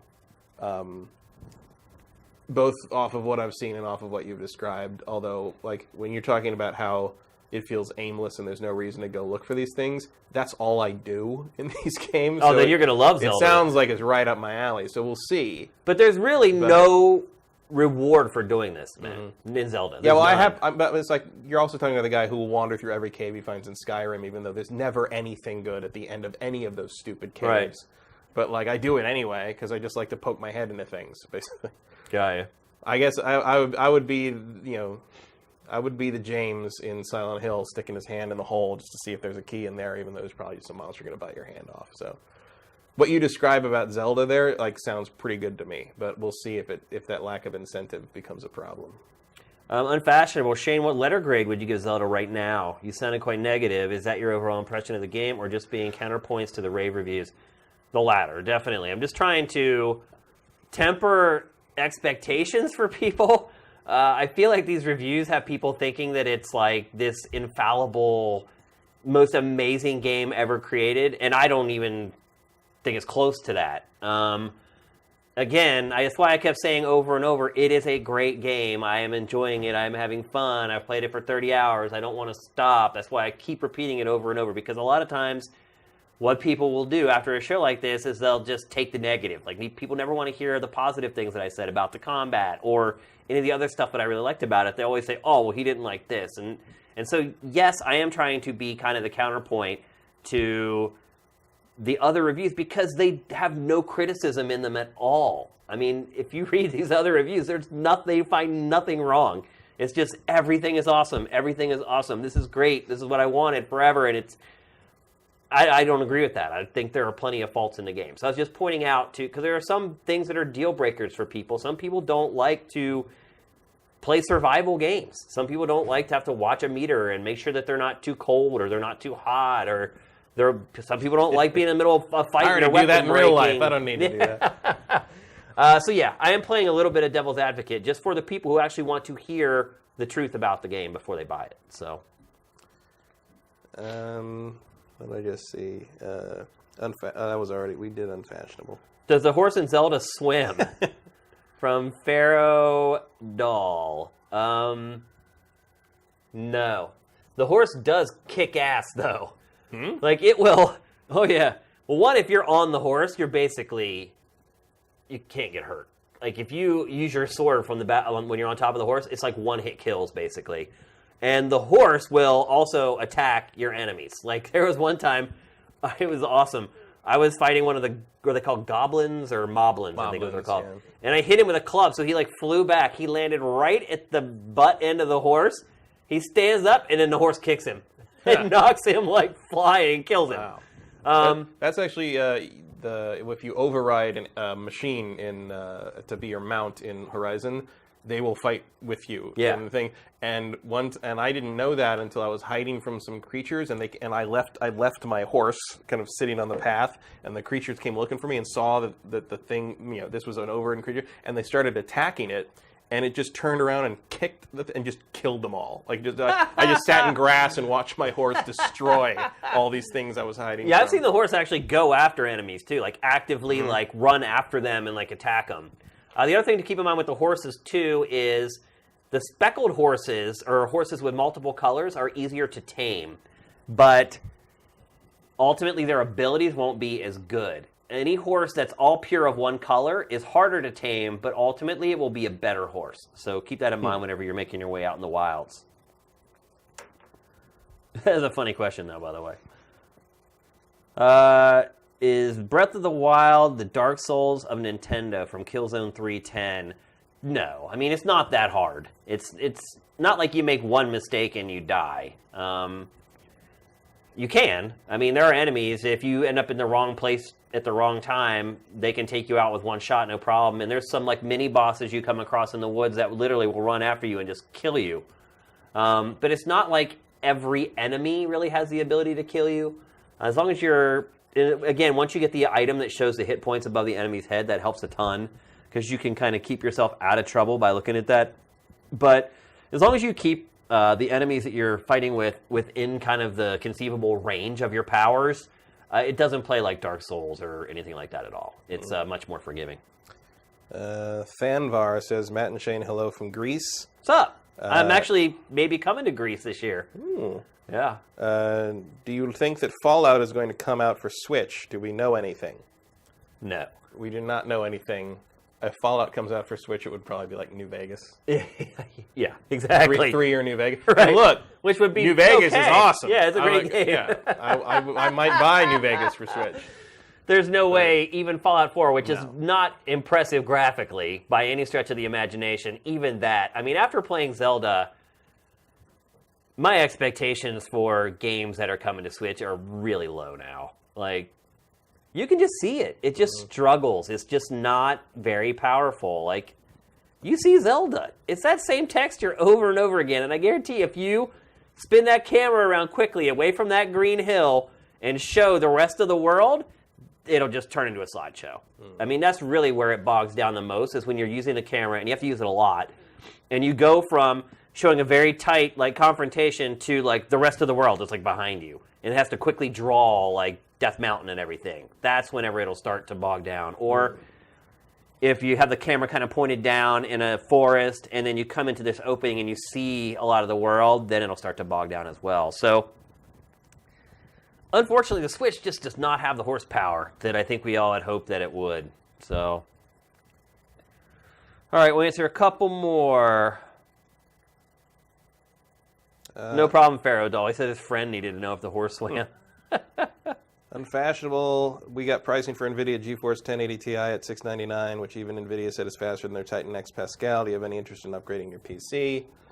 I do not, because I haven't run into anything that taxes my PC yet. Like, I don't need... as long as I'm still running the 60 and 2K, like, I don't really care. Yeah, I mean, what do you need beyond that?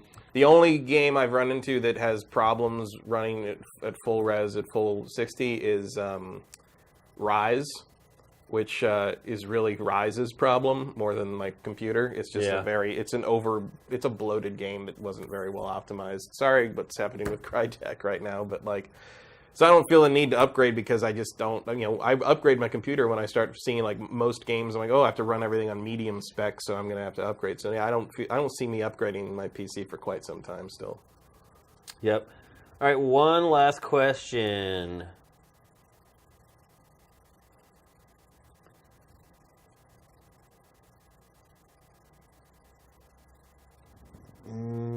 Oh, here we go. From Justin Horman. We always have to have one from at least Justin every episode. What is the least impressive launch game of the last 20 years? Godzilla Generations for the Dreamcast. That was bad. There was that Fireworks game for PlayStation 2. Oh, yeah. Damn. Yeah. I think that's the winner. I don't know. Have you played that Godzilla game? I have, yeah. Like, that was Dreamcast. Yeah, Japanese. I guess that was bad.